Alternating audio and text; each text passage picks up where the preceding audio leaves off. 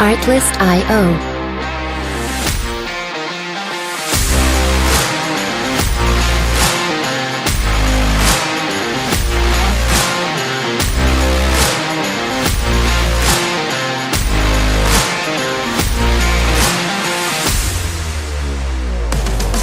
Music licensing reimagined.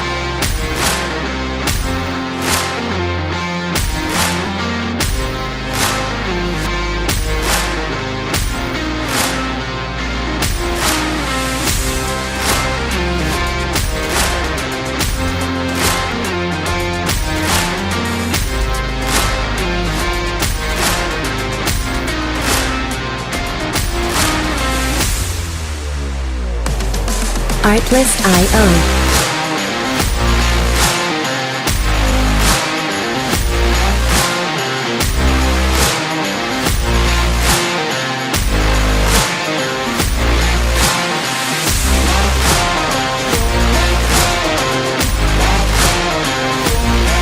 Music licensing reimagined.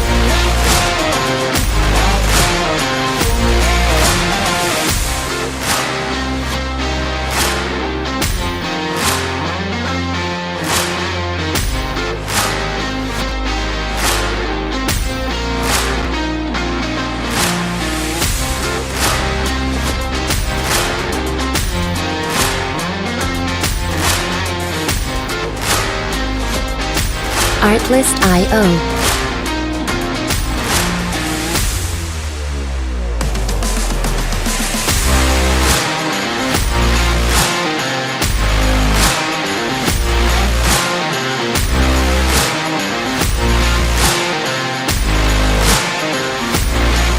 Music licensing reimagined.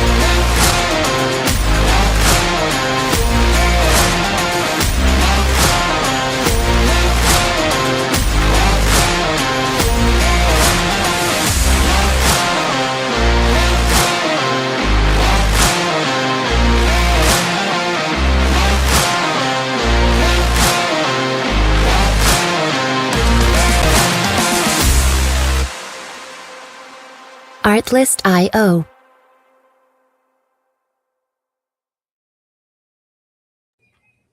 Yo, what's going on, everybody? It is fucking Wednesday night, and you know what that means. We back in the building with Nukkle Hedd Sports. What up, Hutch? What up, Tope? Chilling like a villain of penicillin with a Mac 11. Just wait for 7, you know how we do. Yes, sir. Yo, what up? Normal guy? Yo, what's up, bro? It's safe to say that Joseph won this football season with his bets. Him and Damien were the only ones that put in their picks for last week, and they both picked the Patriots right, and then they lost with the Rams. So they got one out of the two. But I think we can all agree that if the Jets was in the fucking Super Bowl, either one of these teams would have a problem. Sure. Yo, I need a little bit more enthusiasm from you, Hodge. You know it's the fucking truth. We are undefeated in the Super Bowl, Hodge. You only been there once. It don't matter. How many times you need to beat for you to say I beat? Once. Sometimes just a tip. Shit, you ain't never played that game? Come on, girl, just a tip. Shit. With that logic, yeah. They're undefeated in the Super Bowl. That's right. Shit. Once it breaks the ancestral plane, you pregnant. Wow. Okay. Hey. Life starts in imagination, Hutch. I guess. Listen, that's what they say. But quick question. Did you see the UFC on Paramount? Hell no.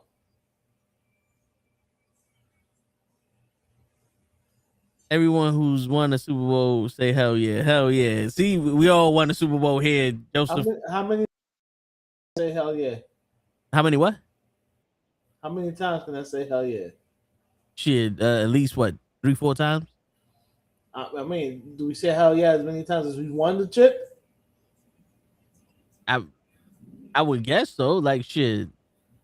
how many times we should have won the chip, and how many seasons have there been? 96. I'd just be saying I mean, 96 times. shoulda, coulda, woulda. Shit. Which one they got that one? No more arigato, Mr. Roboto. And not only that, you got that one, and your quarterback, who threw more interceptions than touchdowns, is actually in the Hall of Fame. But my quarterback, who has 2 chips, can't get in the Hall of Fame. Bill Belichick, that has like 8 chips, can't get into the Hall of Fame. So all I want to say is, what the hell? Listen, that's what I've been saying this whole time. But what happened was, bro. You can give me all the arguments for Eli, but Bill Belichick not getting into the Hall of Fame. That's just the writers. That's just the writers being straight up fucking haters. Bill Belichick cheated, and Eli Manning beat a cheater twice. That makes him a cheater in association.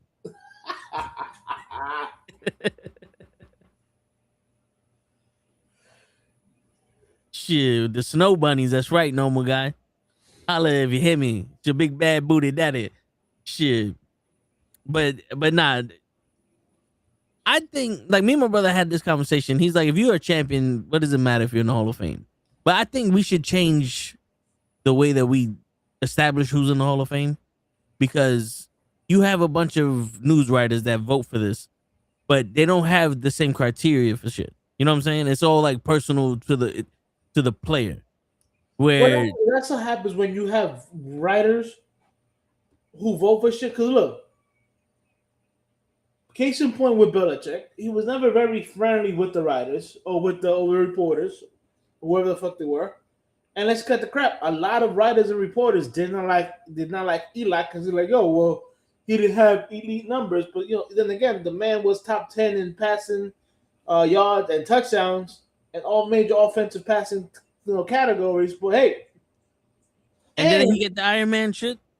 Well, yeah, he played like the most games, and he beat, quote unquote, the greatest QB of all time. He beat him twice in the Super Bowl. While he was undefeated. One time when he was undefeated. Yep. And in both games, who was named the MVP of both games? Well, it wasn't. It was a guy named Eli Manning. I thought it was Jeremy Lin. I had to look it up real quick. See, but the thing, Hodge, is he should have won better. That's the problem. He should have won those championship games better. How do you win better? Is it the point of the game to win the game? No, you can't win the game by having more points at the end of the game. Oh, okay. You have to shake babies and kiss hands during the game. You can't tell somebody, if you don't want me to score, there's a real simple way. Stop me. Yeah. Because, because that's mean. Okay, it's mean. Got it. You can't be a meanie and expect to be in the Hall of Fame. But we can be alcoholic and be in the Hall of Fame. You can kill somebody and be in the Hall of Fame. Got it. Okay. You just can't bet on yourself, and you can't take steroids. Those are the 2 criteria. You can be a cheater, but you can't take steroids. Because that I saw somewhere that Carlos Beltran, I think that's his name, like he was ahead of one of the biggest cheating scandals in the MLB, and they just fucking put him in the Hall of Fame. And he was on both New York teams. Yeah, but he was well liked. Everybody loved Carlos Beltran. You know what I'm saying, Joseph? If I can't win by scoring more points than you, then my whole career is wasted, and I don't deserve to win. Listen, bro, this game is not about points. It's about passion. It's not about hot sweat ball sex. About drive. It's about wanting to win. You can win the game. So basically, what you're telling me is, I gotta have the illusion of a win. You gotta win like if you lost. You know, I've been doing this wrong all these years. Then, Yeah. You know that whole saying, "Act like you've been there and you coming back." right. That's bullshit. That they say that to kids so that way kids don't make it to the majors. You gotta win like you lost. So you have to play like you down 50 points, and you have to live like you're broke. Gotcha. So That's why you can't dominate for 20 years. No, that's not gonna Yeah. get to the Hall of Fame. Gotcha. Yeah. Because what the fuck is 20 years? LeBron did 20 years. Anybody can do 20 years. But how many people could win multiple Super Bowls from behind while they were leading the whole game? With multiple teams, because people forget he has 2 championships with the Giants. See? I love it how people say that Brady has what? Brady has what? 7 rings. 6 with the Patriots and 1 with the Bucks. Yep. And people be like, "Oh, he has more rings than Belichick."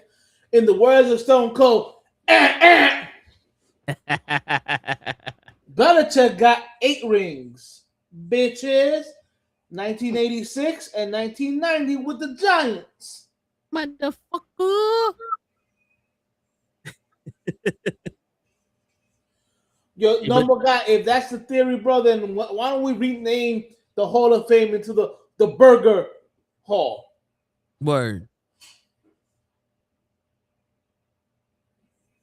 The burger fame.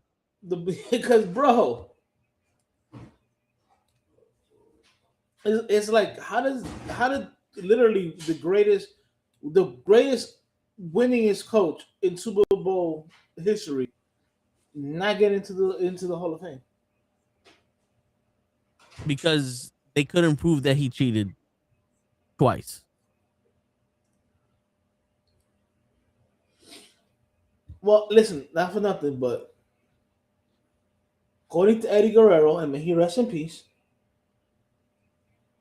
if you're not cheating, you're not trying. That's right. Yeah. But if they don't, if they can't catch you, Then you're the road. then you're guilty. Then you're the road runner. Yeah. No. But see, that's the thing, though. They can't prove that happened, so he's guilty. You don't get it? Like it's like going to court. So it's not you're innocent until proven guilty. You're just guilty because we can't prove it. You're guilty automatically. Got it. Okay. Because this is the thing. If you can prove to me that you're innocent, then you got to be guilty. You have no choice but to be guilty because an innocent man can't prove that he's innocent. Gotcha. Okay. You can only prove that he's guilty. Ladies and gentlemen, deep words from our own toe tags. Listen, man, we can get deeper into this, but then you would have to call us eat because we melt nice. But yeah, no, I think it's fucking stupid. Like, yeah, you do 2 things, but that doesn't. One, the deflate gate would be more to an advantage for Brady, which it wasn't a fucking advantage. It wasn't like his team was struggling and they won. Shit happens. But also, I don't like the fact that it's reporters voting for these people because it's all bias. You know what I'm saying? Like, it is all bias. Look, if you're gonna, I'm gonna use another sport as an example. Barry Bonds was never proven to take steroids. That makes him guilty. He never failed the test. Guilty again. But because he was an asshole to reporters, they've kept him out of the Hall of Fame. Once again, guilty. Gotcha. Because remember, when they can't prove it, you're guilty. Because they're reporters. They prove everything. There's never been a reporter that's ever been wrong about something. Even when he wasn't right, they've never been wrong. Ask Go ahead. Normal guy. Go ask a reporter if he's ever been wrong, and they'll tell you no. They don't know what wrong is unless they're judging somebody else for their mistakes. And listen, this is the thing. I think if you're gonna set a criteria for what goes in the Hall of Fame and what doesn't, that criteria has to reach everybody. It can't be biased based off of person to person. Right. Can't be because you don't like them. You don't like the person. Yeah. And like I know on the radio. Whoa, on the radio. That was a song back in the day. It was a good song, so none of you kids know it. But because you don't know good shit. But anyway, they were talking about the bylaws. Like you could go in there and you can argue for a player or a candidate. You can argue for them, but you can't argue against them or some shit like that. So I don't know if that's the actual truth or not, but again, something that makes no fucking sense. Yeah.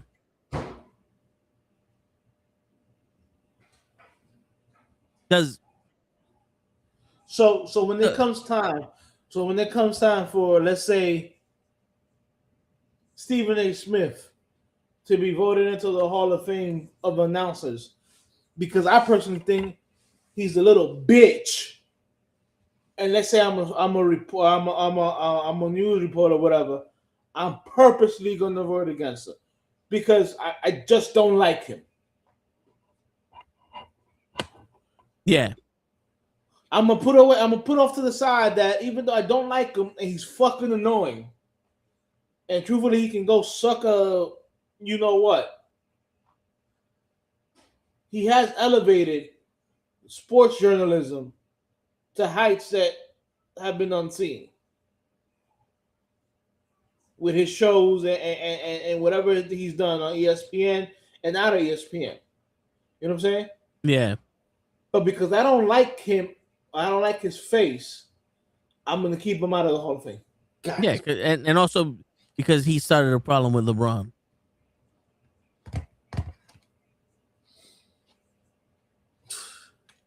And all of that is subjective also because he makes a lot of money, right? And people are like, oh, his sports show is highest rated or whatever. Like $40 million or some crazy shit like that.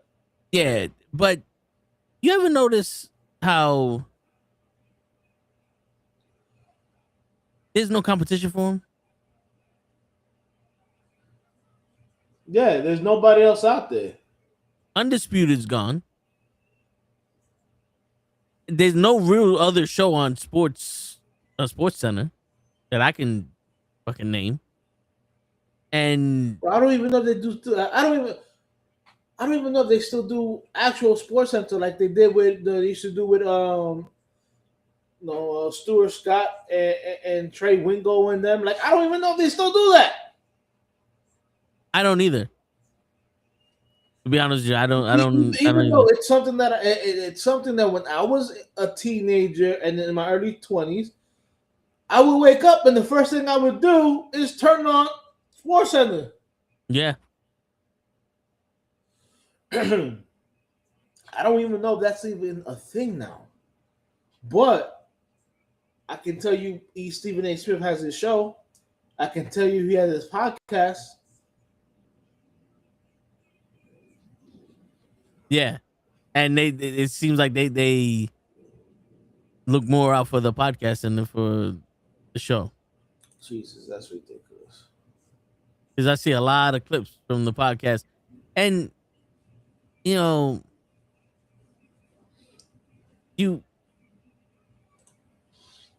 want to like support the man because, he's a part of your organization and all that other stuff. But not for nothing. This used to be, I remember growing up where it was unbiased sports. It was what happened during the game. Correct. And highlights for good plays and all this other shit. Now everything is, my opinion has become fact, and you can't tell me otherwise. Correct.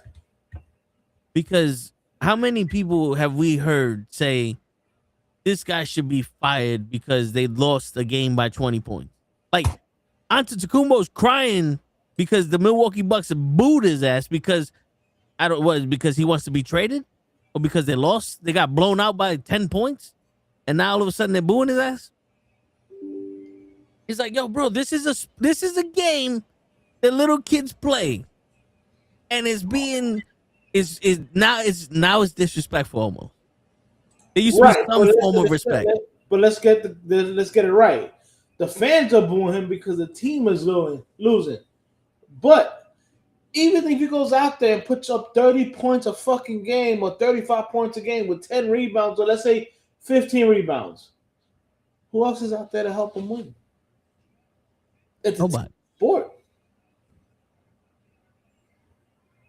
Nobody. Bro, you know who he reminds me of? Even though he never got to reach the finals, Giannis reminds me of Patrick Ewing. When he was in his prime, the organization didn't bring anybody in to help him out.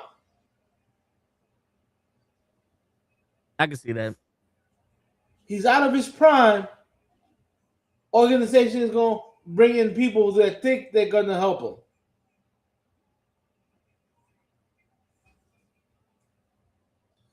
You know what I'm saying? Like, with Patrick Ewing, after he got older, the Knicks finally got like Allen Houston. Yeah. But at that point, Ewing was hurt most of the time.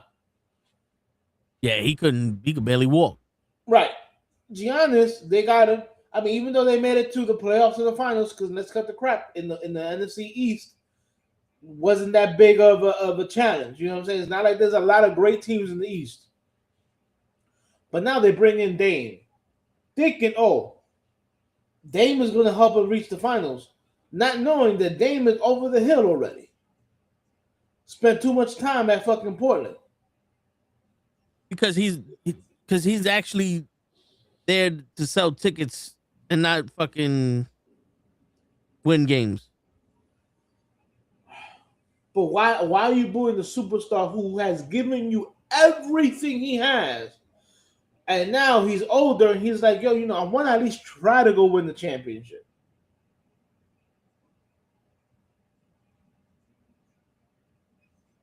You know what I'm saying? Like, it's weird. Yeah, it's very weird. This fucking my bad. I'm over here trying to catch a fucking break. My bad. I got so much shit that I'm doing, and then everything needs to be fucking charged. Haha. Go ahead, baby. Charge it.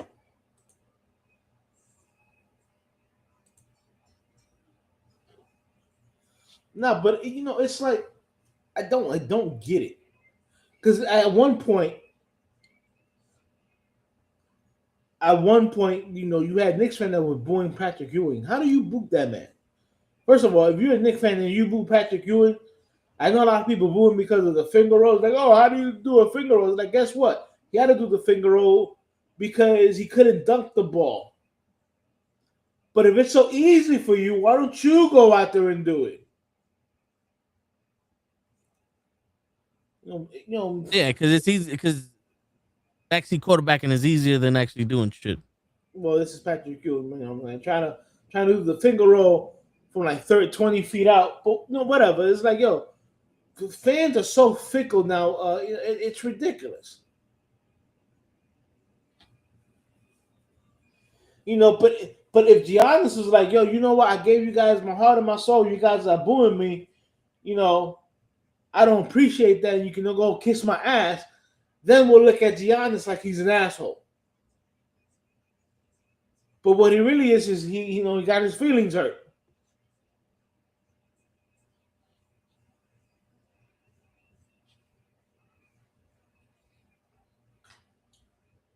You know what I'm saying? Don't be laughing out there, no, my guy. I see you. Yeah, but Word. you guys, what do you guys think, bro? Oh, and the other thing I want to say is, so George Sanders gets voted into the Pro Bowl. How? I don't know. Because I know he had worse stats than my guy on the Jaguars. The Lawrence, Trevor Lawrence. right? Dude, he had worse. He had worse stats than Cam Ward.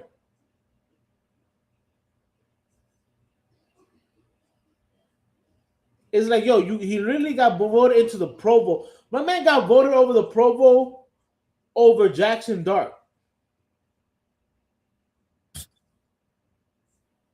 Well, didn't he play those 4 or 5 games? Right. So you're gonna put him into the Pro Bowl with him because of 5 games. Meanwhile, is he even in the running for Rookie of the Year? No. Jackson Dart is. Like, are you fucking kidding me? This is why fucking. This is why a lot of people don't like with fucking the Hall of Fame or the Pro Bowl voting. Yeah. Normal guy. I don't give a fuck if he's replacing Derek May. Cam Moore could have been put on the Pro Bowl. You know what I'm saying? There could have been so many other quarterbacks that are better or have better stats than Shedeur Sanders that you could have put in the Pro Bowl. So fuck all that noise. Joseph, you're going to have a problem. If Robert Saleh can get some defensive pieces and get that defense cooking, I know Brian Dable can get Cam Ward cooking because he wanted to draft Cam Ward. So be careful out there because in about 2 years that Titans team might be serious.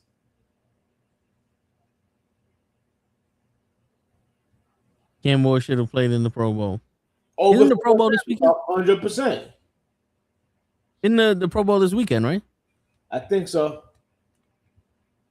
Because they switched it from after the Super Bowl to before the Super Bowl. Yeah, because nobody was watching it. Yeah. I mean, to be honest with you, why would you watch it? It doesn't even I understand you don't want nobody getting hurt, but this shit feels like it's a pickup game then they just televised. Bro, you know what I've been saying for years? I remember growing up in the in the 80s and in the I don't remember seeing it in the 90s. But they used to have skill challenges for NFL players. I remember that. They had on MTV they had the Rock and Jock football and then the skill challenges and all that. Right, no, they made it a whole. The actual NFL had skill challenges where they had quarterbacks trying to hit moving targets. You know what I'm saying? They had receivers, basically running tracks to see who was the fastest one. Yeah. They had running backs and shit like that doing the cone drill and stuff like that to see who had the best agility and stuff like that. They don't do that no more.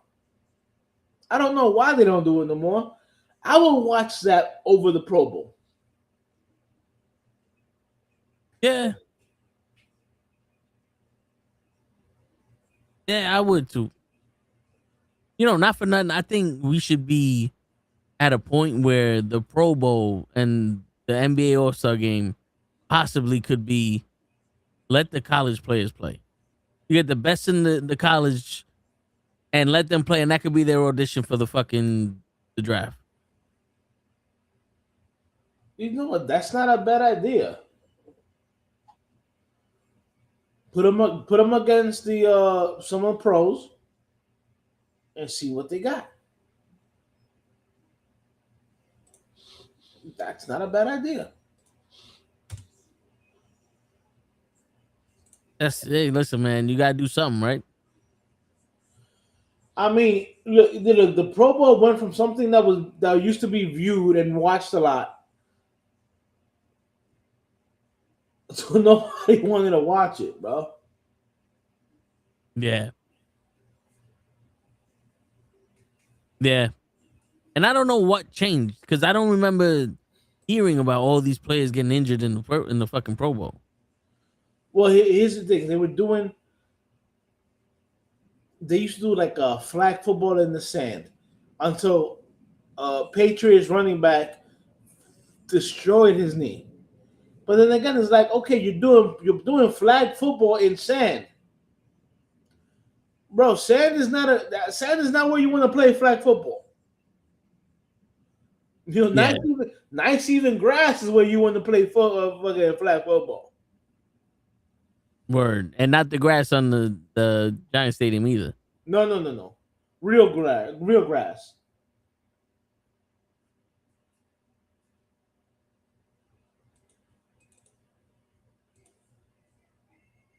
Shit. Yeah, bro, it's like that. I hear you, man, but it's always crazy to fucking see how the game progressed so horribly. And I know as a fan, I'm not allowed to say it because I'm not athletic, and none of the predecessors for these players were athletic. And it's all about athleticism.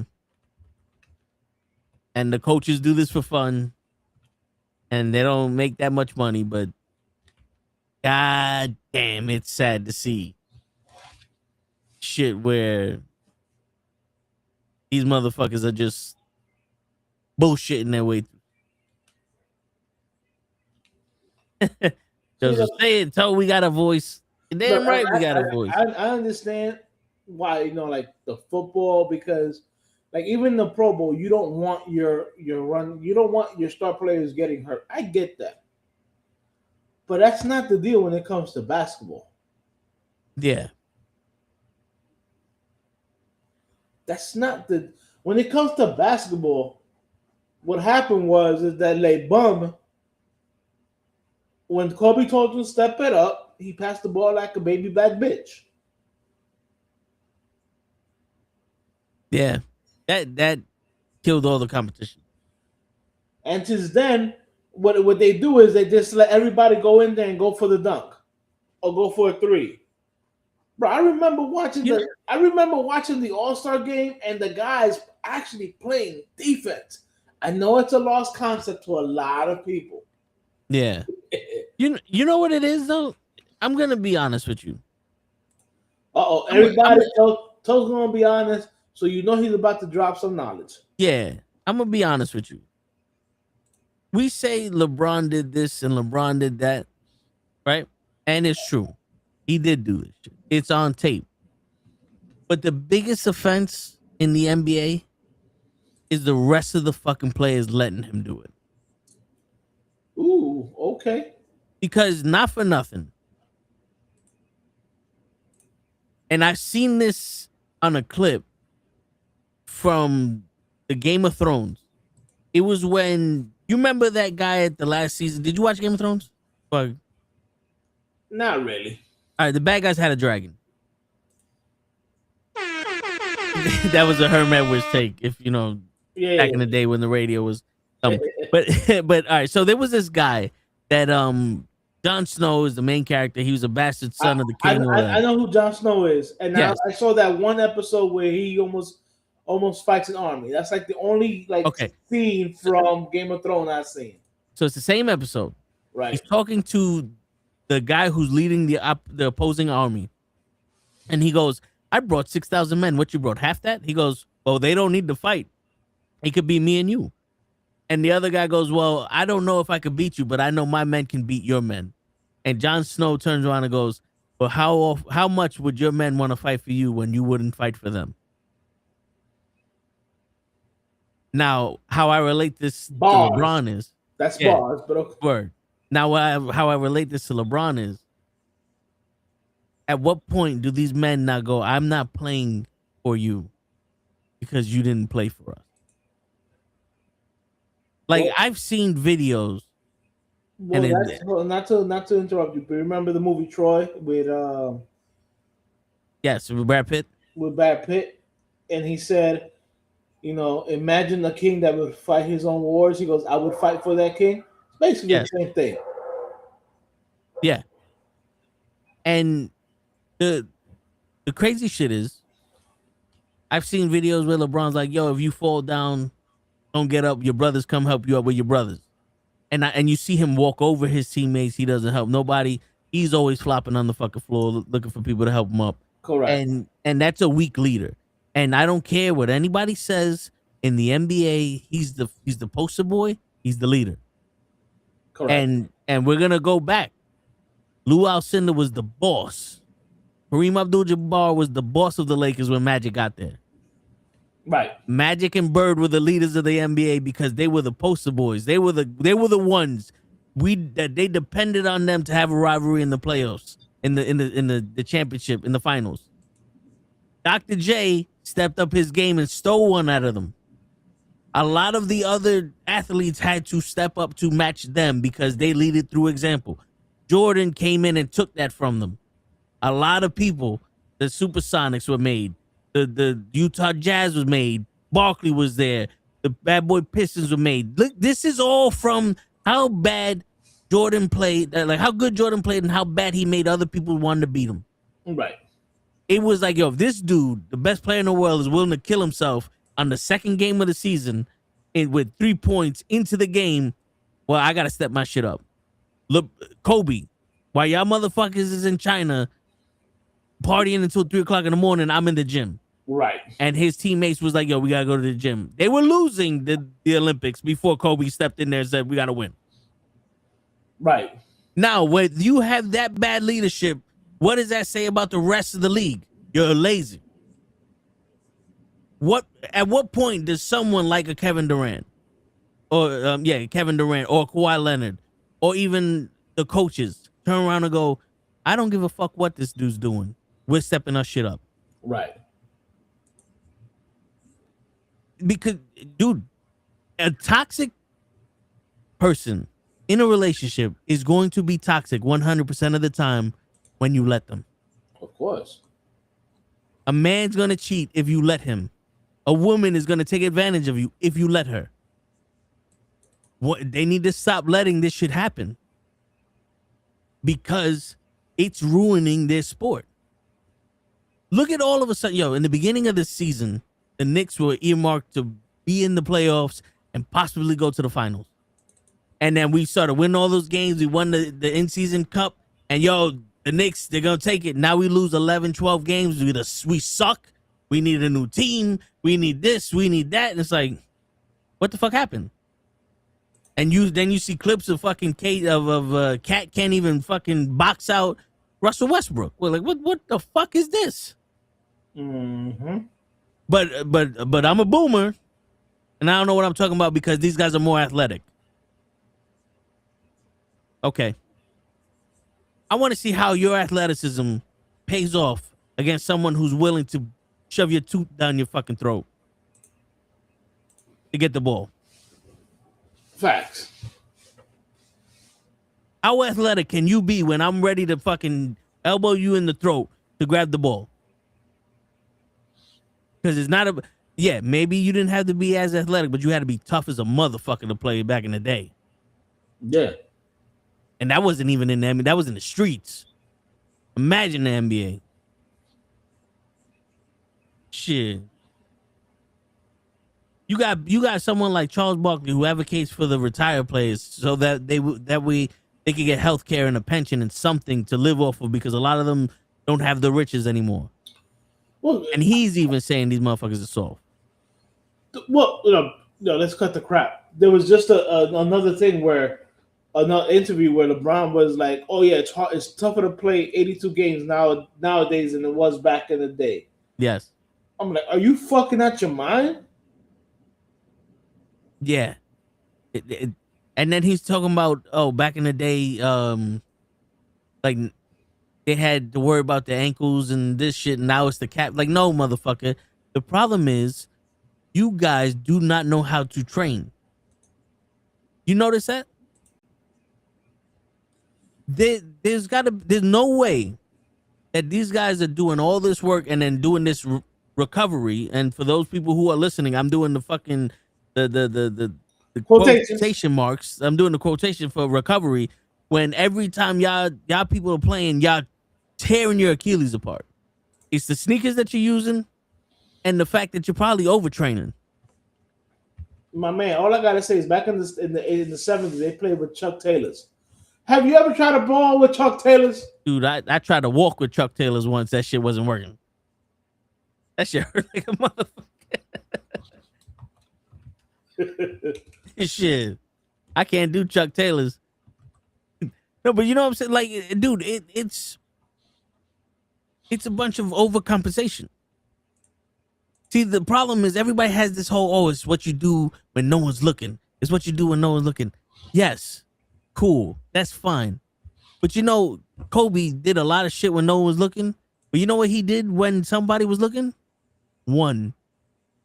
He played just as hard as he trained. So if you're worried about people looking at you, then you must not really be working that fucking hard. You putting all this effort in the gym, you can't make a foul throw. You can't make a free throw. And it's not like Shaq.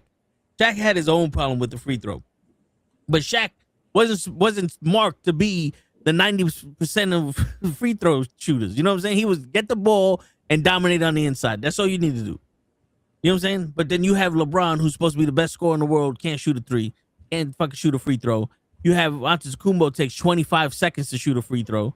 And then, like, the only person that actually looks like he benefits from the way he trains is Steph Curry, because he could shoot from here and make the shit in fucking Golden State. But the crazy thing is, you ever seen the difference? Steph Curry is not a slob. You know what I'm saying? Yeah. But you can tell that man, he doesn't do a lot of weight training. But I bet you he does a lot of cardio. Oh, yeah. Because that man can run up and down the floor all day long. Bro, yeah. In his 20 years, I think LeBron has only played 82 games like once. Yeah, I believe so, yeah. Like once or twice. Some bullshit like that. Right. And you're going to sit there and fucking tell me that it's harder to play? Bro, nowadays, you guys have luxury airplanes. Back in the days, and I'm talking about like the 50s and the 60s, motherfuckers had to drive to places. There was a team bus. Wasn't a team plane. It was a team bus. And they played 82 games. So LeBron, all I got to say is miss me with that bullshit. You know, yo, Hodge, you played baseball before, right? Yes. Okay, now, these players are playing 181 games back to back, same days. The next day, 4 or 5 game series and all that shit. Right. Ain't nobody saying it's harder to play now than it did before. Football players are playing every week, getting into car crashes every week. Bro, and nobody's saying it's harder to play 16, and they're playing more games now. And recently, they just started playing more games. Yeah, and nobody's sitting there going, it's harder to play more games now. But why is it all of a sudden in a game where you just run up and down the field and run up and down the court and play basketball, is it harder to play 82 games now? That sounds like someone who never wanted to play 82 games. He just wants to play the 52 games that he did in his first championship. He just wants to play enough games to be able to win an award. Dude, soccer is literally basketball, but with your feet. Right. And they don't even have those problems with Achilles and fucking knee tendons and all that. And they get kicked in the fucking face. Yes, they do. You literally have people getting kicked in the fucking face with cleats. And they're not bitching about soft tissue, this, then all that. If your soft tissue is getting damaged, you are not recovering properly. That's what it is. If you're getting cramps, you are not hydrated. You're not recovering properly and you're not hydrated. What does that tell me? You do not know how to work out. Science is not working for you. You're not at the peak. The peak is not breaking your fucking. If this dude can, if Andre the Giant can swallow 52 fucking beers before he goes and wrestles Hulk Hogan at WrestleMania and put on a flawless match, what the fuck are you doing? Let's be serious here. Sometimes the fundamentals are there for a reason. You can't reinvent the wheel, but you're hurting yourself because you reinvented grass in the fucking in the Jets and Giants stadium, and it's fucking everybody's fucking knees up because you reinvented the grass, and now you want to reinvent the wheel, and it's killing everybody's Achilles. You know, like, come on, and to keep on with LeBron, you heard that now no NBA team's interested in him if he comes available from the Lakers? I wouldn't be surprised. No, he's a baby back bitch. Dude. Yeah, you know how they say sometimes you live long enough to turn from the hero into a villain. Yes. That's LeBron right now. For all his accolades coming out of high school at 18 and everything, bro, your legacy is going to be that you're a flopper and that you cry and bitch and moan. Yeah.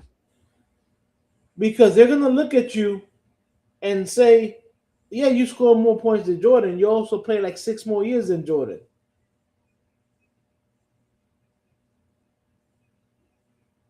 Yeah. And you didn't accomplish as much as Jordan did. Bro, you literally went to Miami to quote unquote a super team. Right? Yep. And you only won 1 championship? Yeah. You wasn't defensive player of the year. You multiple times. He got like 2-3 scoring titles. It was bad when him and KD's fucking stats don't match up to Jordan regularly. Yeah, like I saw the IG stat. Yeah, Jordan has more rings than both of them. Has more all teams, all defensive teams. Like you look at Jordan's resume together. Jordan's resume, and then you look at KD and LeBron's resume together, and Jordan has still outperformed them. But Yep. if you speak to both of them, they'll tell you, no, they're the greatest thing since sliced bread. It's harder to play now than it did before. Again, people, I do not like Jordan. All right? I'm a Knicks fan. Jordan can go eat a dick and die. Yeah, but dude. Let's put it this way. I can also admit when the man changed the way basketball was played. I can't say that about LeBron. You know what? Because the only thing he did was go and him and KD couldn't beat people, so they went to other people's team to beat people. Yeah. Bro, even if you take Jordan out of it, you have people like Barkley and Dr. J and Larry Bird, Larry Bird, Magic Johnson, Vince Carter, Latrell Sprewell, freaking Kobe. Like the list goes on. White chocolate, like Marbury. Yeah. You know what I'm saying? Like you have a bunch of players that, yeah, they may not have won championships like that, but if they played now with the way that you don't play defense and the way that you don't hustle back on the court and the way that you beg for fouls, oh my God, they would be Jordan. Think about that for a second. The people that couldn't win championships because of it was the best player in the history of the game, they would be like Jordan now. You're right. See, unlike this generation, and I don't want to just throw this on LeBron, but unlike this generation, you didn't let those prospects beat you.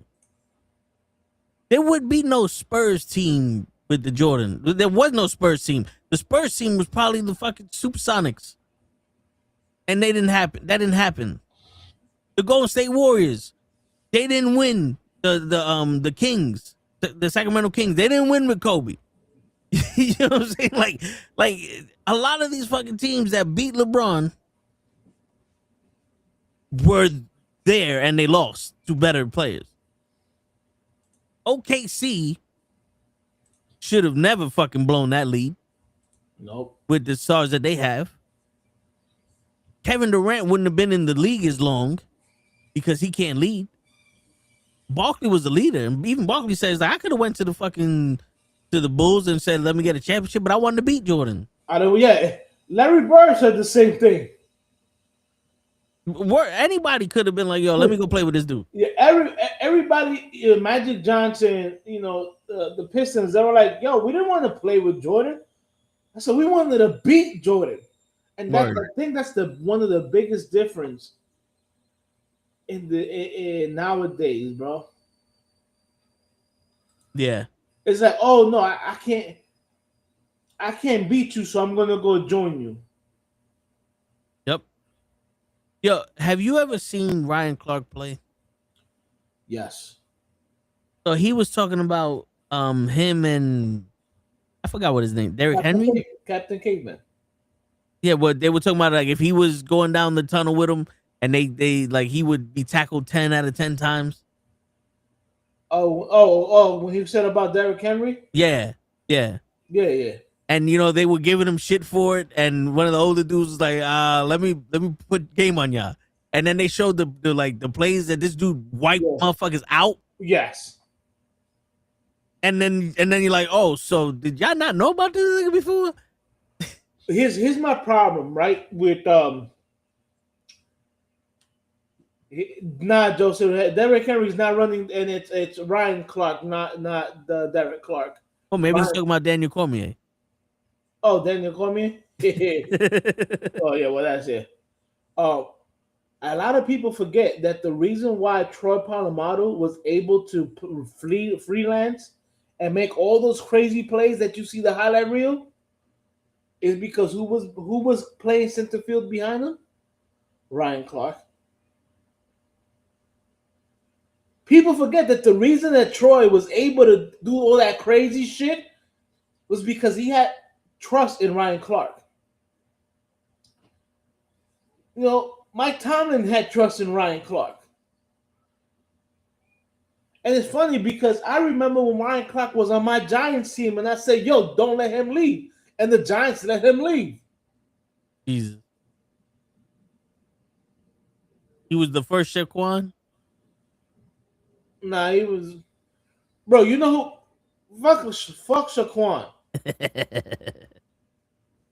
The trophy that you win for the Super Bowl is called the what? The Lombardi Trophy. Right. Named after Vince Lombardi, the legendary coach of the Packers. Right? Yep. You know where he started his coaching career? The Giants? Correct. The best, one of the greatest coach in the Cowboys history is somebody called Tom Landry. You know where he started his coaching career? The Giants? Correct. Shit. Bill Belichick. You know where he was at? Yeah, the Giants? He was the defensive coordinator for the Giants. Okay, the New York Giants. Okay, have given the NFL so much shit that they should get a free pass for Eli Manning to be put in the fucking Hall of Fame. Goddammit. Right shit. And Joseph, I hope you know that I meant like a good player. Not the fact that he was a running back. But yeah. Yeah, but see, people gotta not for nothing, and I'm joking and all that shit, but people gotta put Ryan Clark highlights, and you will see the hits that he was hitting people when he was with the Steelers. Yo, He yeah, was, he was laying people out. And not for nothing, I love Derrick Henry. And everyone's Derrick Henry's like what 6'2", 6'3". He'll run over the Ryan Clark because Ryan Clark's only like 5'11", maybe 6 feet on the good day. Derrick Henry runs straight up. I go. So if Derrick, the only reason Derrick Henry be running is because of that stiff arm. Bro, have you seen the speed as to how Ryan Clark was hitting motherfuckers? dude. Dude. By the time Derrick Henry would try to put his hand up to do a stiff arm, he'd be on the floor. I seen a clip where Ryan Clark skinned someone. Like, he didn't get a full hit, and the dude still fucking jumped up in the air and spun around. Mm-hmm. Like, dude, it's crazy. People like, you watched, and I'm pretty sure he wasn't even the hardest hitter back in the day. No. You still had Ed Reed. People oversee Ryan Clark because he played at the same time as Eric Reed, as Reed. And again, who else was on his team? Troy Polamalu.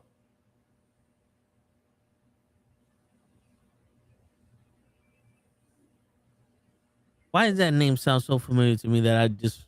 Well, Troy Polamalu. He was a Samoan. He was the guy with the crazy hair on the Steelers. Oh yes, there you go. Joseph, how much money you want to put on it? 100 times the normal bet. So $100. If you have never seen Trading Places, then I don't know what the fuck you doing with your life. Joseph, I'm telling. If Joseph said the Head and Shoulder guys, let's call him what it was. He was the Samoan caveman with the flowing hair. A Samoan bulldozer. Now, I don't know, Joseph. I think you need to watch highlights of Ryan Clark, bro. And the dude was Ryan Clark was that dude. There's a story that I read, right? Ryan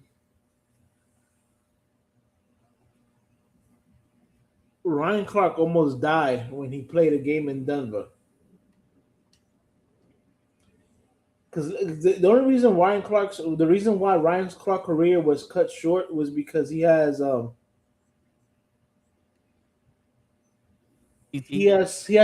kind of immune system sickness. I forgot what it's called. It almost not killed sickle him. cell, right? Nah, I don't know if it's sickle cell, but it almost killed him one time when he was in Denver. Yeah, this video is called Ryan Clark's Biggest Hit. Fire. Boom. And homeboy's out. Look at his hands. He's boxing now. I think that's Aquan Bolden. And Aquan Bolden was a big dude. Dude, and he hit him so hard that he knocked himself out. Yeah. Fire. Look at that shit. My man is on some... Oh, there goes your Troy Polamalu. Yeah. Right? That's throw.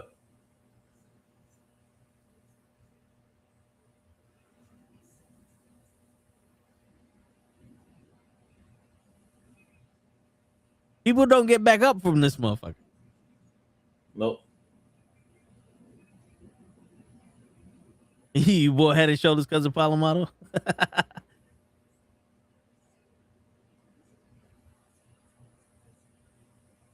Shit. This was back in the day where you could hurt people. They were looking to hurt people. Yeah, that's Victor Cruz on the ground. Shit. He ain't salsa tonight. Fire! That was Shannon Sharp. You know how brolic Shannon Sharp is? Yo, word. Till this day, he's still brolic.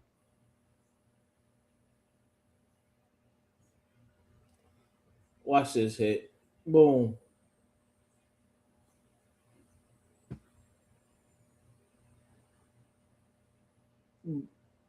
Just hitting people, bro. So your Jets. But night.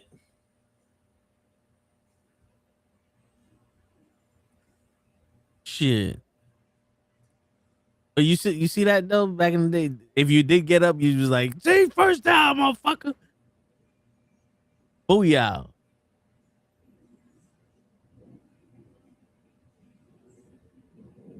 Shit. Now show Ryan Clark missed tackles. That's when he was with Washington. You know what? I'll do you one better, Joseph. I'll do you one better. I'm gonna look up fucking Derrick Henry running.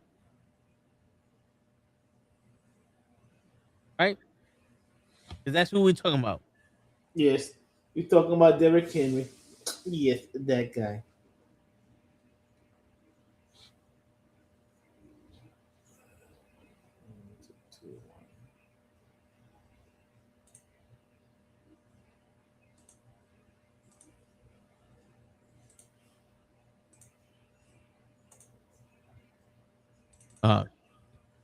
Uh-oh. Iconic football. With that bullshit. Yeah, stop with your shit.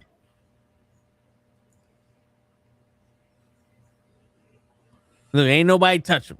Right. He run and not for nothing. He runs up too. He runs up too high.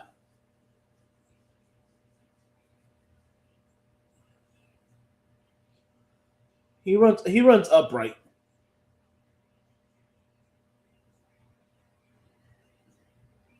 Shit, that don't not for nothing. It don't look like he generated enough speed to hit. Like, I'm not saying he don't hit people, but that don't look like he. I want to see him hit somebody.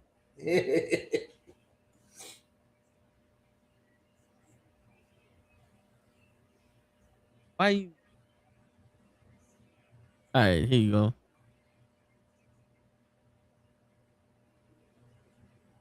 He ain't hit nobody yet.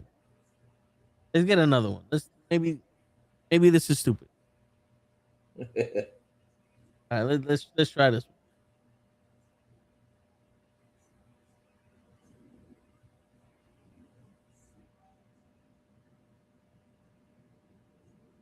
I think Ryan Clark is taking him down.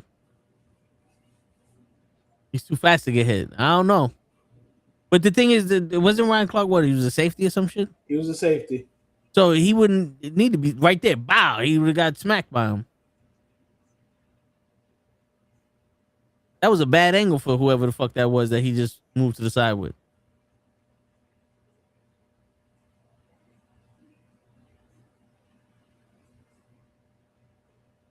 He got taken out by that little shit.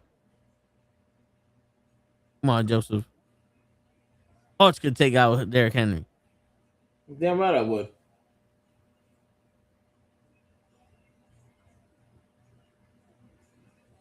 Shit, this looks like they're doing the Olay shit. Who is that? Buffalo. No, shit. Was it Barry Sanders? He was on defense where he'll let you pass him and then he'll catch up to you and tackle you.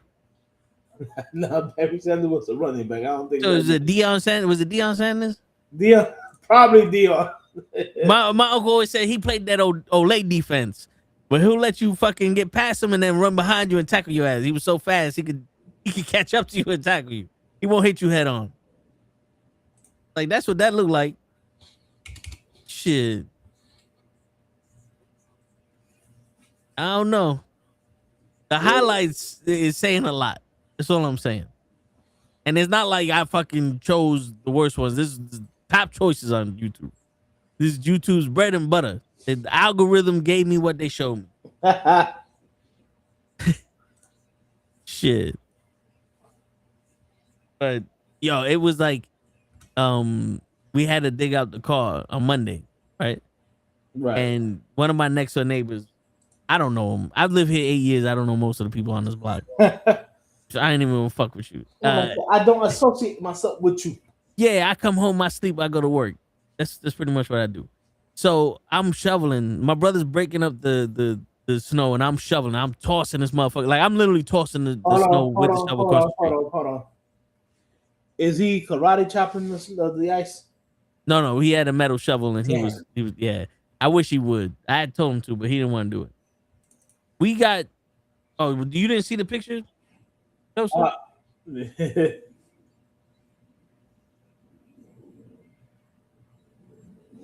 I gotta on my booty pics. I gotta. Hey, There you watch go. it. Watch it. Word. That's how much snow we got. Yeah, So it was bad, bro. yeah. So we had to dig that out. And dude, I shit you not. When I'm I'm shoveling this shit. And I'm blah blah blah. And this dude's watching. And I was like, yo, I'm trying to be calculated with this snow. He's like, nah, I feel you, but damn, like I was like a monster. And I told my brother, I said, if he was 10 years younger, it would have took me 15 minutes to shovel this fucking car out. But because I'm an old man now, I had to take breaks. So you're not an old man, you're a seasoned man. Yeah, I had to take breaks. So it took us about an hour and a half. You know what I'm saying? So, but yeah, but I was still sitting there going, yo, I bet you any money we could probably still beat these little fucking kids at shoveling. These little kids would know what to fucking do with the snow. Like, that's the problem. There's a lot of kids that they didn't grow up. Like, we was fortunate as kids. You know what I'm saying? Whether you were poor or not, whatever, you still was fortunate enough to be able to go to a park, make friends, spend your days without worrying about shit most of the time.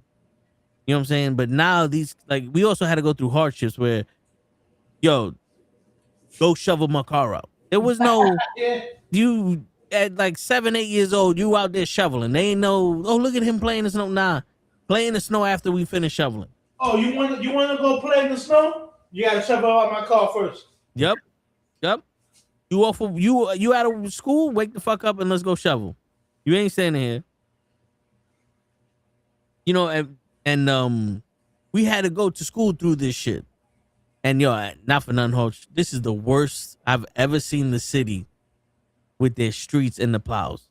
Yeah, dude, bro, my drivers are having a fucking hard time trying to get to places. Yeah, because they're not plowing these streets properly, bro. I don't know what happened. I know we got a new mayor and shit, but I don't know what happened. Because last year when we had that snowstorm, which was half of this shit, the snow lasted maybe 3 days. And they had hired people to at least shovel out the fucking crosswalks. They were fucking they were prepared with the salt. You remember when they weren't prepared for the snowstorm and they still fixed the shit afterwards? Right. And now we got this snowstorm that we was prepared for a week, and no one did anything.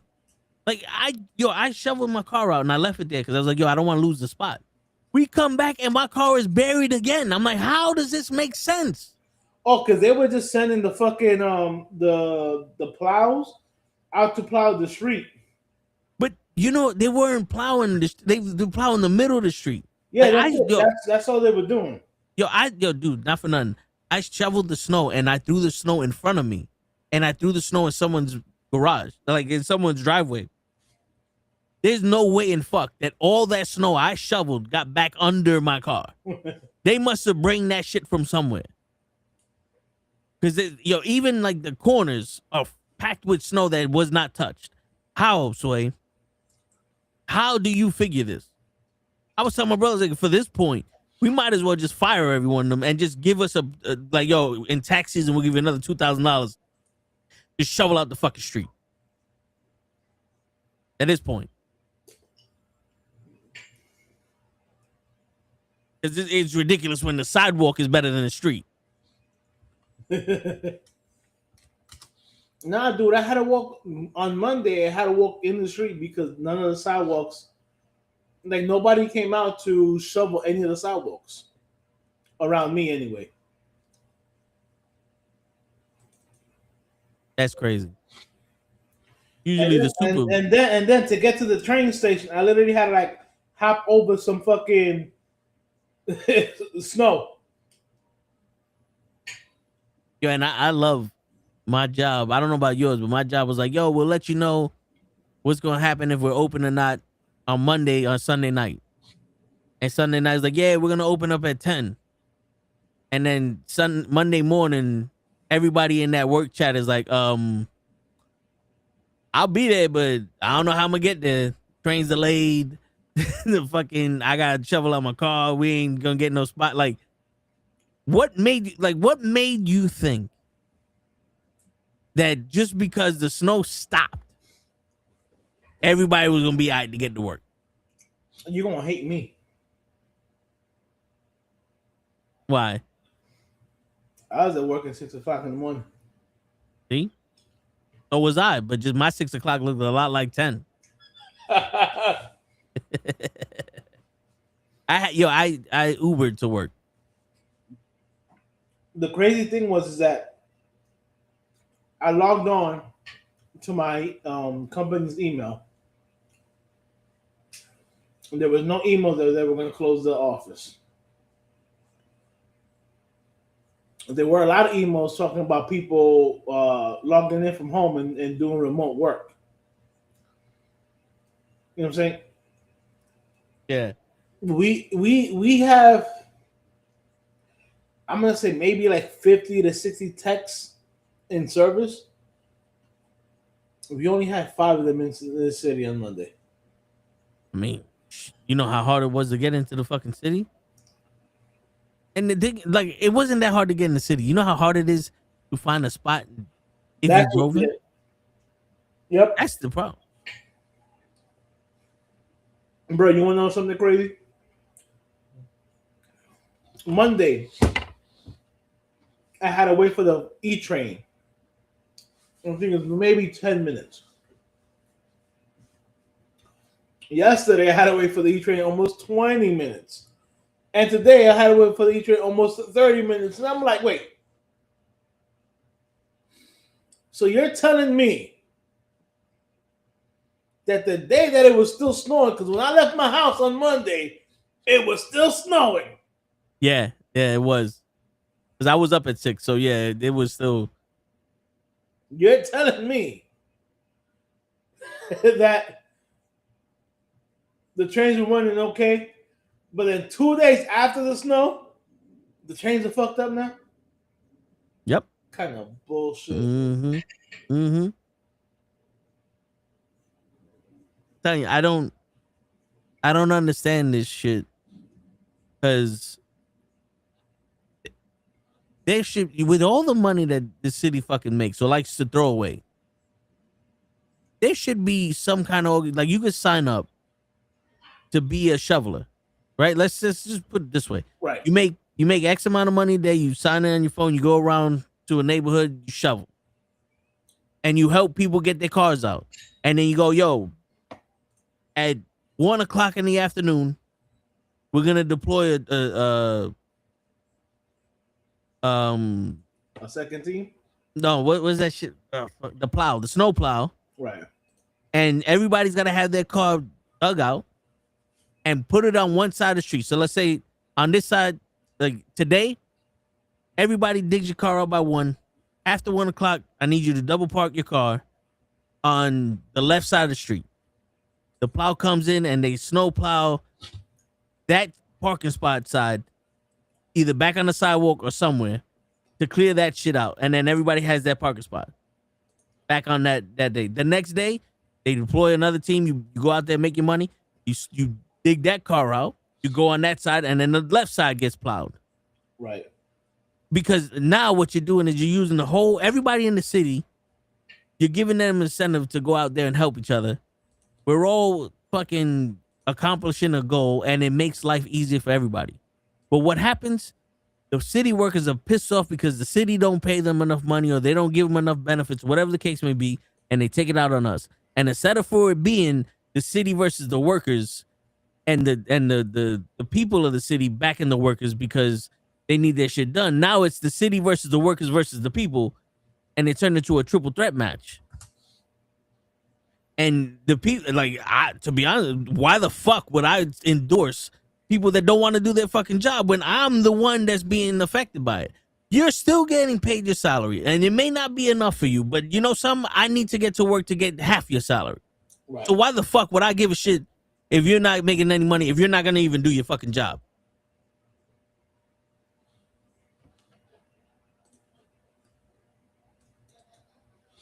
It's crazy. It's absolute. It's madness. Word, like, imagine your workers going to places and not fixing shit, but then they want more money from you. And then the company's like, well, I mean, you don't pay them enough money, so no, the company's like, I'm gonna get rid of your fucking job because you motherfuckers got a problem. And that's what should be happening. You're a city employee, you work for the fucking city, you're supposed to help us out, the people. That's what you throw out the garbage so that way there ain't rats and trash all over the place. You clean the streets so that way the shit looks dependable and the people have parking spots or whatever the case may be, because we all have to work and do our own thing. You volunteered for this shit. Just like police officers. It's protect and serve. You can't be going out there killing motherfuckers because then you want us to do what? Now it's a war between y'all and us when you had a problem with the city not paying you money. Correct. You see where this shit boils down to? You start fucking with us, and then now we have no choice but to do something. And dude, like I said, I have never seen such incompetence in a fucking snowstorm in my life. And I lived in the 1996 fucking blizzard.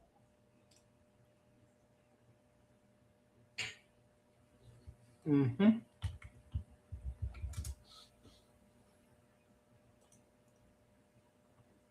I'm gonna be truthful.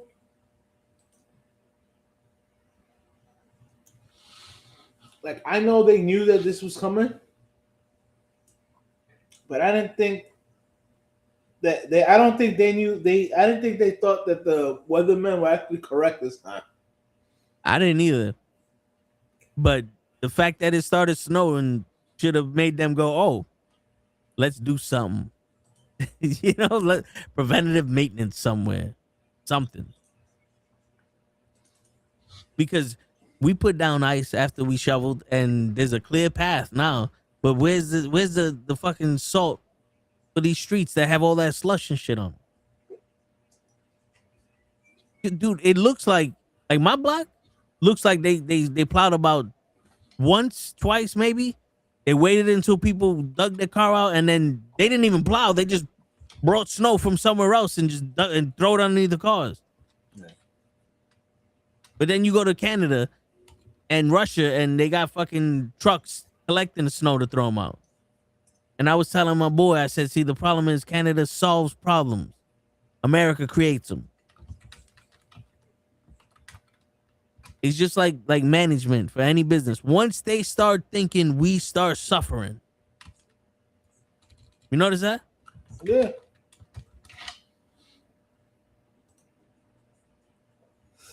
No, you're 100% correct. I mean,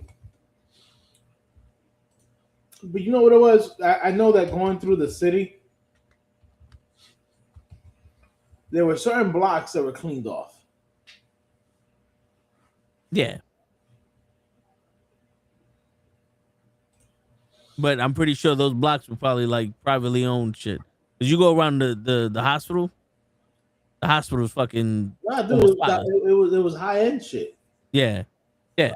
Fifth Avenue and all that shit. That shit was plowed. Yep. Because them people got money that they don't care about the weather. Yeah, but I need my Cartier bag. Not for nothing. There was a lot of stuff that I didn't see that we normally do. Like, I didn't see the trucks out there throwing the salt. Yeah. I didn't see that at all.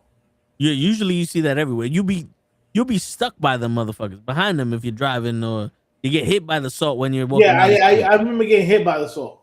Yeah. I remember it's a big ass dump truck that looks like fucking Die Hard 3. You could rob Fort Knox just shooting out fucking salt down the street. We look like crack cocaine they put on the fucking floor. And that shit's hard if they hit you. Yeah, man. But you almost felt like playing a fucking sport of dodgeball, trying to dodge them shits. Word, if you could dodge a salt, you could dodge a ball. Shit. But that boils down to, you see, this whole shit, it boils down to the sports super. It's where it's sad because we're not making life easier by being lazy. And I'm going to say it's lazy now because if you want to stop doing your job, do what the nurses are doing at my job and protest. Physically stop doing it. Don't just do it and bitch because now you're just making a problem for everybody. Very true. You got to, there's no more pride in any work. No more pride in any work. And if you feel that strongly about how you're being misused and all that other shit at your job, then fucking quit or threaten to quit. Just don't fucking, when it comes to a service for people, don't lessen the service for the people that are not fucking you over because you're still getting bent over, getting railed by your management. And now you're just taking it out on lesser people. You are the abuser now. You're not any better than your fucking management. No, but I mean, but this, no, like you said, take pride in what you do. You can apply that to LeBron and the way he plays basketball. Facts. Yeah, people, I said it. No, because you don't see it. You don't see it anymore. Like, how bad is it that people spend their entire days making reels of you fucking up with like Caitlin Clark, fucking JaVale McGee, now LeBron fucking getting the ball stolen from. There's a video, I don't know how real that is, a 12-year-old dunking on, but that's besides the point. But like how James Harden just stand there not playing defense, LeBron is flopping all the time. Like, these people are not generating this shit through AI. Bro, again, how did they literally have LeBron quote unquote crying on the floor, covering his face, and then he's peeking to see if he's getting the call. Yeah. Like, you can't get no more bitch ass than that. Yeah, I said it. He's a bitch ass. You have every right to fucking call him that because that's what it is. And he has a patch. I think last week you even put up the fucking little clip where he was fucking on the floor, but looking to see if he was gonna get the call. Yeah, that shit. Dude, now he has a fucking patch. The news, they finally arrested Gervonta Davis. Why are they arresting him for? I think the reason why they canceled the fight with Paul is because he had a domestic violence charge on him. But I think it could have been that he didn't want to take a dive, and the Paul brothers just fucking said, "Yo, listen, I'm using my white card." I don't think he wanted to take a dive because I remember the press conference before the last press conference before the fight. The Davis was like, "No, you're not trying to pull that bullshit with me." Yeah. Yeah, so they put a warrant out for his arrest over domestic violence allegations. Jesus Christ. So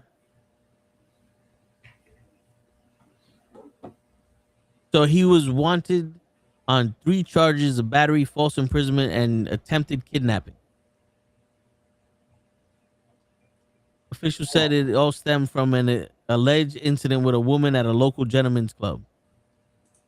The woman, who claimed that she had an intimate relationship with Tank for 5 months, said the boxer approached her while she was working at the establishment around 4:15 a.m. in late October. The woman said he grabbed her by the back of her head, pulling her by the hair with one hand and by the throat with the other.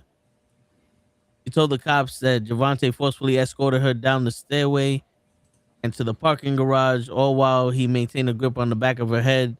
Once in the parking area, she said Davis then released her and she ran towards the co-workers for safety. The woman, who the cops would not identify, then went to local stations 2 days later to report it.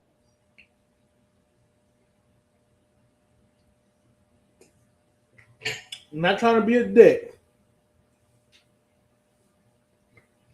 Is there any video evidence of that? This is TMZ, and they don't have no video up, so I don't think so. If there is, probably they're not releasing it to the press because it's evidence. But it doesn't say anything about video. If there was video, TMZ would have had that shit. Yeah, of course. That shit would have been all over the fucking internet. And the reason I say I'm not trying to be a dick about it is simply because there's been instances where there's been allegations against famous people,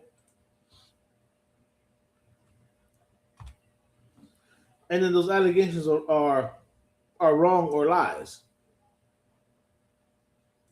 I'm not saying that this is one of the instances.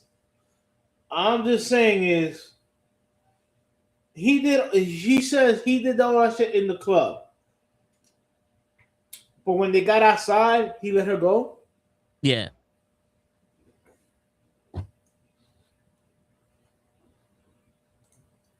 I think the whole let me see where the charges are. False imprisonment and attempted kidnapping is a little bit of a stretch. Because now I'm not endorsing this shit, but how many times you see a man dragging his woman somewhere? Because none of those charges was on Diddy, and Diddy fucking dragged Cassie back down the fucking hallway to the room By her hair. and stomped her fucking face in. So there was no false imprisonment and attempted kidnapping there. You know what I'm saying? Like, I think this was probably an idiot doing something stupid to a girl that was probably his girlfriend, or that he thought was his girlfriend. Because, you know, she's a stripper. She's in a strip club. You could get that false sense of entitlement. You know what I'm saying? Look, I'm not saying that she's lying. This could be 100% true. No, yeah. What I'm saying is, it don't look good that he was on the run from those charges. You know what I'm saying? Because to tell the truth, had those charges been against him and he goes and he turns himself in right away, it would have looked better. But nowadays, we got so many people who are trying to get the get that easy money. You know, Yeah. get rich quick.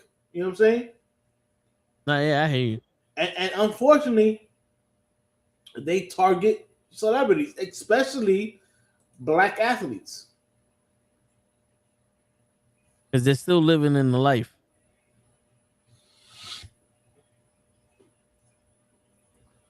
They're still living that life of, you know, ghetto and hood rich and shit like that. Because the whole goal is to get out the hood, but then the minute you make money, the hood says you fake if you leave it. Right. I'll be as fake as you want me to be. Word. Dude, if I make it out the ghetto because I'm a star athlete, I'm not going back to the ghetto. Word. Now, I would try to make the I would pump money into the neighborhood Community? or whatever, Yeah. the community, stuff like that, to make it better. You know what I'm saying?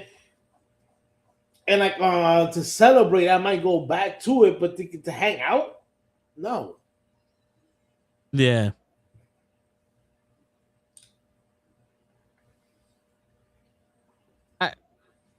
Yeah, listen, man. Again, it doesn't look good that he was running away or hiding or whatever he was on the run.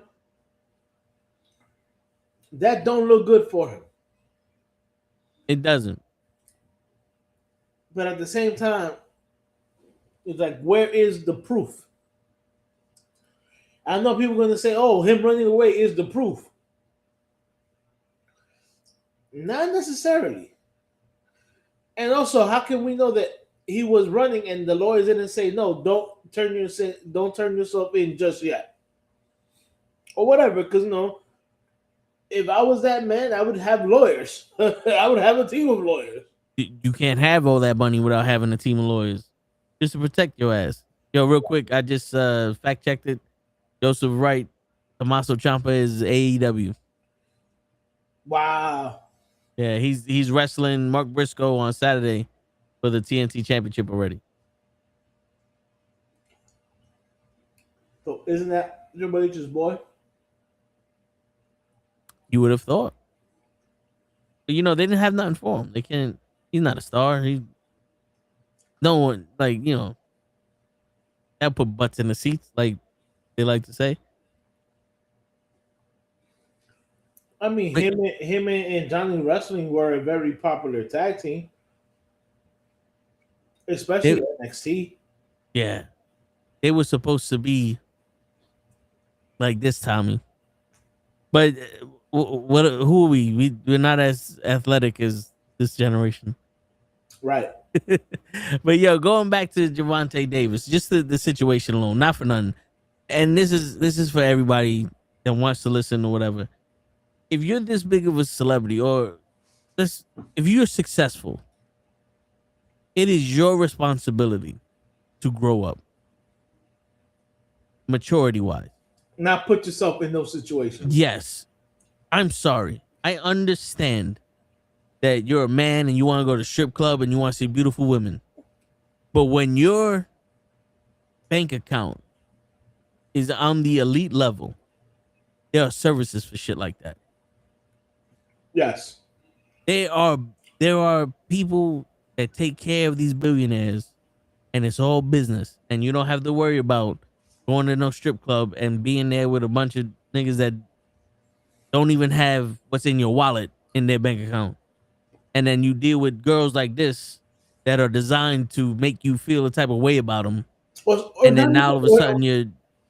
Or not even that. Sorry to interrupt you, but not even that. Like, how do you know that, this performer didn't get in cahoots with, like, maybe her boyfriend and be like, yo, I want you to claim that he did this and this, we can get some money.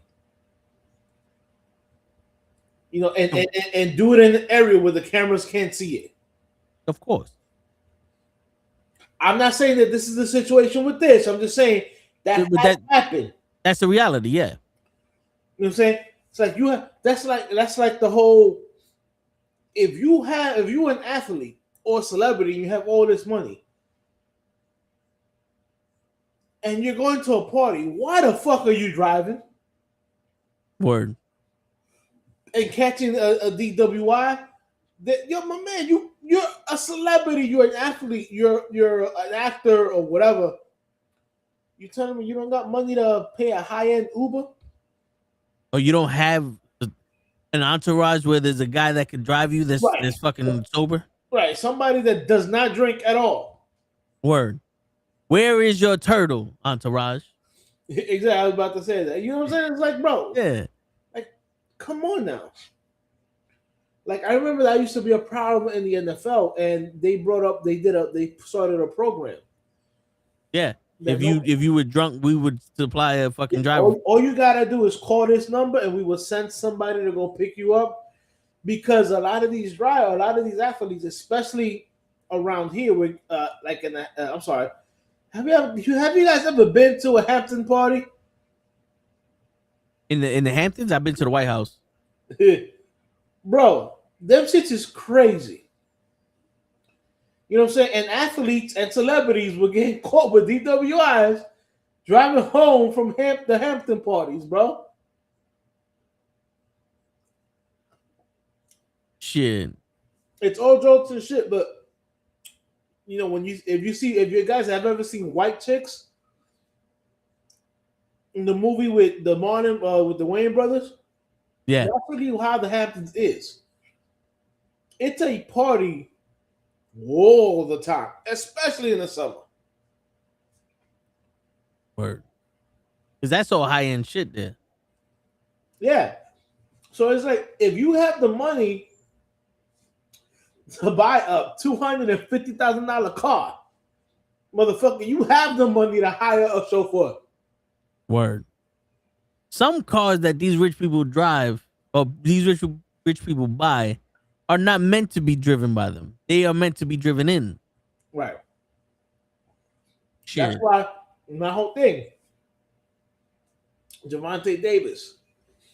It's funny because I remember during COVID, a lot of people were mad when he rest in peace at Dwayne Haskins for throwing stripper parties in his house. No. Well, Dwayne Haskins, who unfortunately he passed away, but he was drafted by the Washington Commanders. Got to stay politically correct right here. Yeah. During COVID, he had some like strippers in his house or whatever, and doing the party. And I was like, "Oh, how do you do that during COVID or whatever?" I'm like, "Dude, the guy is home." Wait, is that the one where they would like videos of them playing poker and the strippers around and shit like that? Yeah. Okay, yeah, all right. So I remember that. Yeah. What's the problem? Like this is his business. It's not like he's dabbling in fucking. It's not like he's at the strip club. Yeah, he's not like he's Henry Weinstein. Let's cut that shit out. It's these girls are performers. Like it's a legal business. Right. But my whole thing is he's doing it in his house. It's a safe environment. Yeah. I'm pretty sure he got cameras all over the place. Just in case somebody said, "Oh, he did this to me here." And he can go, "Hold on, let's rewind the tape." No, that's a lie. At least what I'm saying is at least that's in a controlled environment. Yeah. If you're going to the strip club, you don't have a controlled environment. That environment can become very volatile very quickly. Let's say there was a fight that breaks out, a brawl, and he's not even involved. He's in the cut because he's there. Somebody say, "Yo, there was a brawl, and Javante Davis punched me, so now I'm going to sue him." Yep. And he's considered a deadly weapon because he's a professional. Right. He's a professional fighter. Right. Now you're asked out. This is the kind of shit that people would literally do to try to get paid quickly. Yeah, and we've seen it. We grew up with shit like that. Yeah.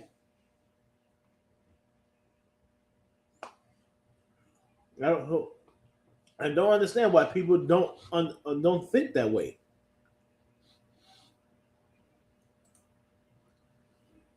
You gotta be smarter because there's no one investing in the common sense and maturity of anybody. It's always the potential. My whole thing, especially with athletes and these entourages, very rarely do they have a friend that's gonna tell them, "What are you doing?" Well, even if they did, they'd probably get fucking thrown out because this guy can't be wrong for no reason. But right. It's even like in regular people. Once you have want to be surrounded by yes men. Yeah. And like then when shit goes left, "Oh, why didn't you tell me?" Word. But once you have like a mentor, right? Like the motto with fucking Tyson. Right. He was teaching him how to be a human being, how to be a smart man and study the game and all that. Now you got people that are like was it Winklejohn? Is it Winkle that he was training? No, Craig Jackson. I'm sorry. He was training John Jones, and John Jones was doing this shit. He's like, "Hey, he's a grown man. What am I supposed to do?" Right. I'm like, "Yo, I understand you're a coach, and this is just like a business shit. You teach them how to fight, but this is martial arts, and aren't you supposed to be sitting here going, yo, we got rules here that you're not allowed to fucking take drugs and do all this stupid shit if you're gonna be a representative of my gym." Remember, one of the biggest thing with martial arts isn't it supposed to be discipline?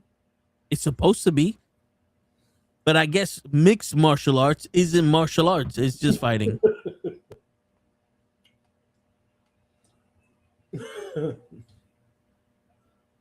That's crazy. It was self-defense and self-discipline. Now all of a sudden it's just I can do whatever the fuck I want and kick your ass. Right.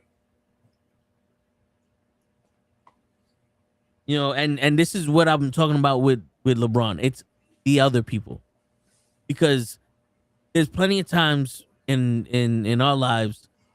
Sometimes you gotta turn around and be like, "Yo, my nigga, I can't endorse what you just did." Mm-hmm. Sometimes you gotta be like, "Yo, dude, you're bugging right now." Yeah, you got your kind pick in mind. Yeah, and sometimes you say that to people and they change. They're like, "You know what? You're right," and they realize what they're doing. But if you're gonna have this mindset, oh, well, he's a grown man. Yeah, so is the guy who killed Peter Parker's fucking uncle. But if Peter Parker would have stopped him instead of wanting to get revenge, his uncle wouldn't have died. Right? Correct. So sometimes Uncle Ben will still be alive. Word. Sometimes there are consequences to you not doing shit. And I'm not saying you need to be a hero for people, but shit, if you're gonna be someone that people look up to and learn from, but teach them something right. Teach them how to be a man or how to be a woman, the morals, something. There are grown people today that still don't fucking say thank you when you hold the door for them. Coach, today, I walked in my building, I opened up the door, and the door was about to close, and I held it there. And this woman was maybe, I want to say about 10, 15 steps away from the door, and I held it for when she came. Right. She walks in the door and keeps walking past me. And I'm like, damn, I stood there to keep the door open for you. Right. And you couldn't even fucking say thank you or head nod or nothing. You just walked like if I was the doorman. You know what I'm saying? Like, and this is a grown woman too. This isn't like a little child. This is a grown woman. And there's plenty of times that I'll hold the door open for a group of people, and the only person that'll say thank you to me is the grown man, is the old man. Yeah. Everybody else walk like, here you go. And listen, and I understand that you may not be thinking it, but because you did not say thank you, you are thinking this, because your actions speak louder than words. And since you did not take no actions, I will speak for you. You looked at me and said, look, they got a Mexican to hold the fucking door for me. That's what they did. Look at this boy. Look at this little boy holding the fucking door. Good for him. You should be, because you're beneath me. When you don't say thank you to somebody holding the fucking door, that's what you're saying. You're beneath me, you little piece of shit. And I don't care if that's not what you're saying. It's like, oh, no, fuck you. I get to be who you are now. I get to tell you who the fuck you are because you can't say thank you. It's a common decency to fucking say thank you. It's 2 fucking words. You got your opinion on every other fucking thing in the world, but you can't say fucking thank you. So fuck you. You're the biggest piece of shit in the world. I don't give a shit. I don't give a fuck who you think you are. And that's my rant for today. I'm sorry. No, but it be like that. Today, I was getting in the elevator where my job is, and I motioned to the girl that was with me. I was like, hey, no, you can go in. And she said, thank you. And I almost stopped, like, oh shit. Somebody actually said thank you. That's the little English word. I was like, oh. I looked around real quick. I'm like, huh? Did I imagine this? I'm not on candid camera, am I? Where's Ashton Kutcher at? Am I being punked? Thank you. What you said to me? What you said about my mama? No, but it unfortunately, but it be like that sometimes. You just be like, hold on, wait a minute.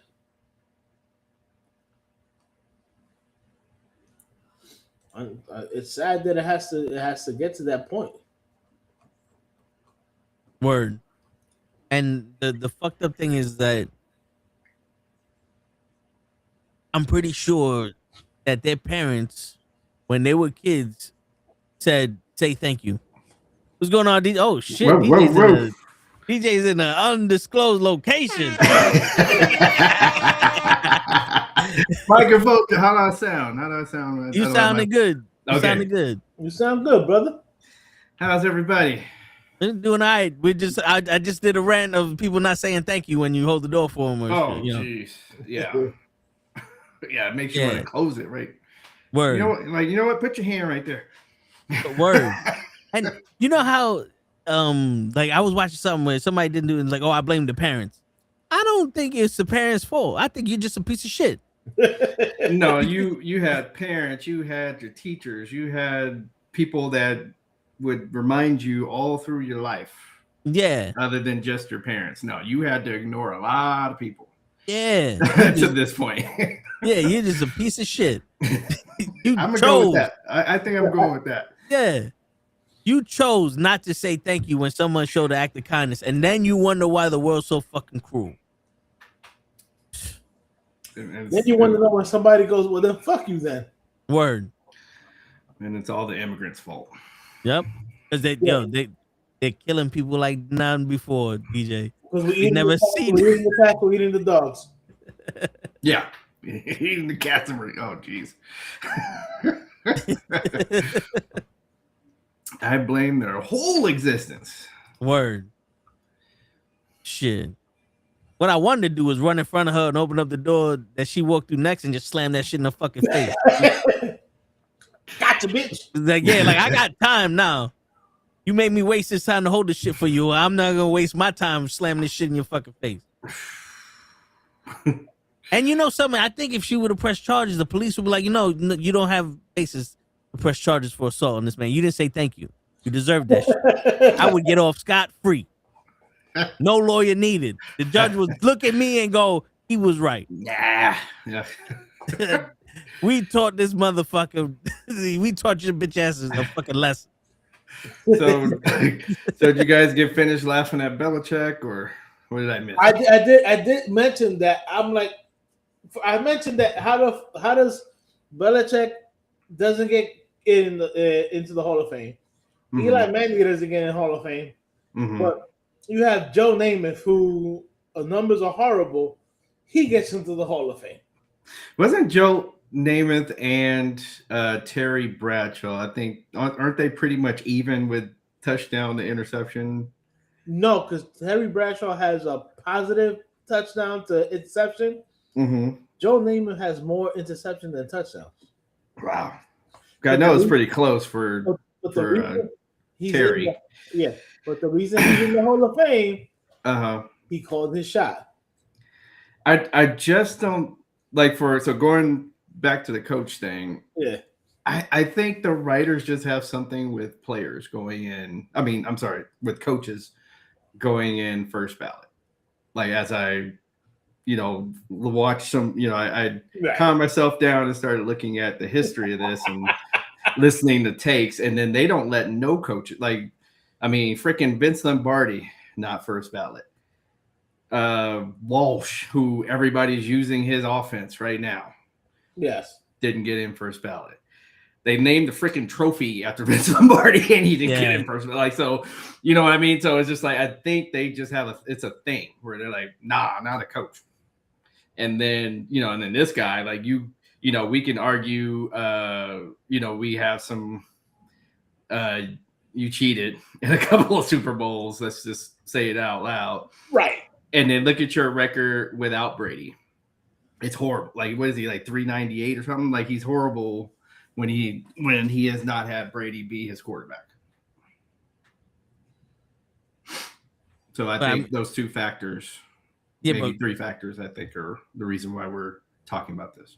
No, I get it, but Popovich still needed Kawhi Leonard to get some the championships. Oh, he needed Tim Duncan. Duncan. Yeah. Like it's hard to be like, well, without Brady, you can't win. Well, no shit. But his record wasn't that bad, though. He was making playoffs and stuff. He just couldn't get over to the championship. Whereas he was getting fun. Like remember Bill Belichick as a head coach without, like, even after he left the Giants, it's all bad. It's all bad. So you got to come on now. You got to. I get it. Like, everybody needs players, but to have that bad of a record without the one player, that's. And I'm not saying he's gonna get in. He's gonna get in. So Like you just got some factors there that. But again, also going back to they have set a precedent where, like, again, if Bill Walsh can't get in my opinion, and I'm not even a 49er fan, but if Bill Walsh can't get in first ballot, neither can Bill Belichick. Like that's my bar. Right, and I think that's fucking stupid. Like he literally changed the game and walked out with 5 rings. So it's like you don't do a whole lot better than that. With people still running your shit right now, like they're still running right now. People's playbook still has this shit in it right now. See, for me, I don't agree with something like that because it's just stupid. You gotta give people their due. No, you're like me. I'm like, if you're in, you're in. Why are we doing this? Oh, let's wait till next year thing when you know you're gonna vote them in. Like I don't. To me, that's beyond me. Yeah. If you're in, you're in, or you're not. You know. So why are we? I don't understand that. And it being first ballot Hall of Fame is so special that make a separate tier of Hall of Fame. Right. And then for Bill, and then one of the things about Bill is that he is like a historian. Like he likes NFL. Like he talks about NFL history all the time. So I know he's hurt. I know that was a gut punch for him.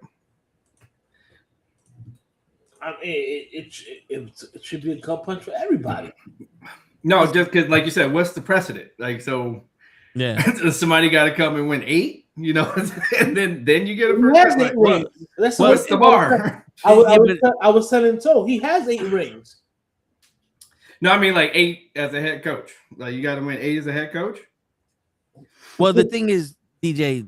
I remember I'm an investigative journalist, so I was in with with the voting, right? Mm-hmm. And what happens is the news reporters they're under the false pretense that when the team wins, it's the team, right? When the team loses, it's the coach, right? So he's only credited for losing to Eli those 2 Super Bowls. He's not credited for winning those Super Bowls with Tom Brady. That's hilarious. So he don't have any rings. That's hilarious. You know what I'm saying?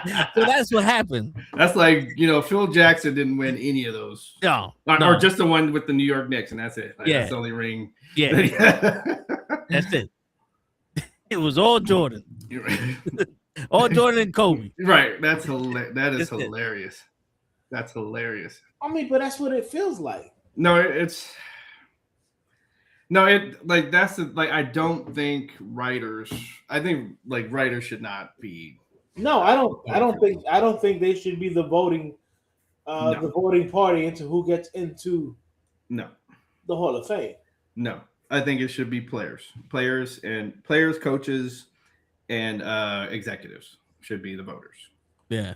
Not media, because I really feel like some media, like some guys, and you can tell by the way that they talk, I think they got bullied in high school by jocks, and then they're like, all right, and then so they got this job where they can so everybody hangs on their words on these same guys that used to pick on them, and then here you go, then he gets to write whatever he wants to write, so. Because you can it's like, wait, is he writing about the same game I was looking at? So or you watch ESPN, did they see the same game? Is there a game that I missed? So for real. Jason Whitlock was the first one that got me on that. Was like, wait, what are you talking about? I was telling Toe, I was like I understand it. The Bill Belichick wasn't the easiest guy to interview or whatever you want to fucking call it. Right. But you don't want to put him in the Hall of Fame because you're butthurt? That's basically it. He gave two-word answers on everything. They didn't like it. Can we move on to Cincinnati? Or San Diego, whatever? Can we talk about the Chargers? Why are you guys asking me why did I run up the score? The point of the game is to score as many times as I can. That's when I'm with him. And if you don't like me scoring, it's very simple. Stop me. And or forfeit and fucking just end the game right there. Or as somebody that has coached sport, like coach kids sports, that's how folks get hurt. Like that's when you are just trying to play just to run the clock, especially with a contact sport like football. You can't. Oh no. Yeah, definitely. Yeah. That's exactly how kids get hurt. It's like, no, you need to stop me, like, or call the game. Like, okay. I remember when I coached and I used to play. No, we played to the whistle. Right. Like I got my third string in, coach. Like I don't know what else you want me to do. So my third string is in there. Right. I'm not stopping the way I coach. Right. Yeah, and I played, right. Like Little League, and I was coached before. Mm-hmm. So there'd be times that we're down like by 80. Mm-hmm. And I'll still play like it is. I can catch up with these 15 seconds left. I can drop 75 points right now. So let's do this. You know what I'm saying? So like, it's a professional game. You make millions of dollars to do it. You should be embarrassed that your team got wiped out like that, but you can't fault the winning team for winning. No. That team gave up. Stop bitching about this team still piling on. Yes. Walk off the fucking field if you're not gonna try after this. And this is from, and remember, all three of us are not Patriots fans. No. We're still like, no, like there's certain stuff that's like, no, I'm not hating on that. That's the one reason why I wouldn't put him in the He's a Jets fan. He has all the reasons to hate the Patriots. Exactly. Yeah. I'm a New Yorker, so you're in Boston, so I have every reason to hate you. LA, Boston, so.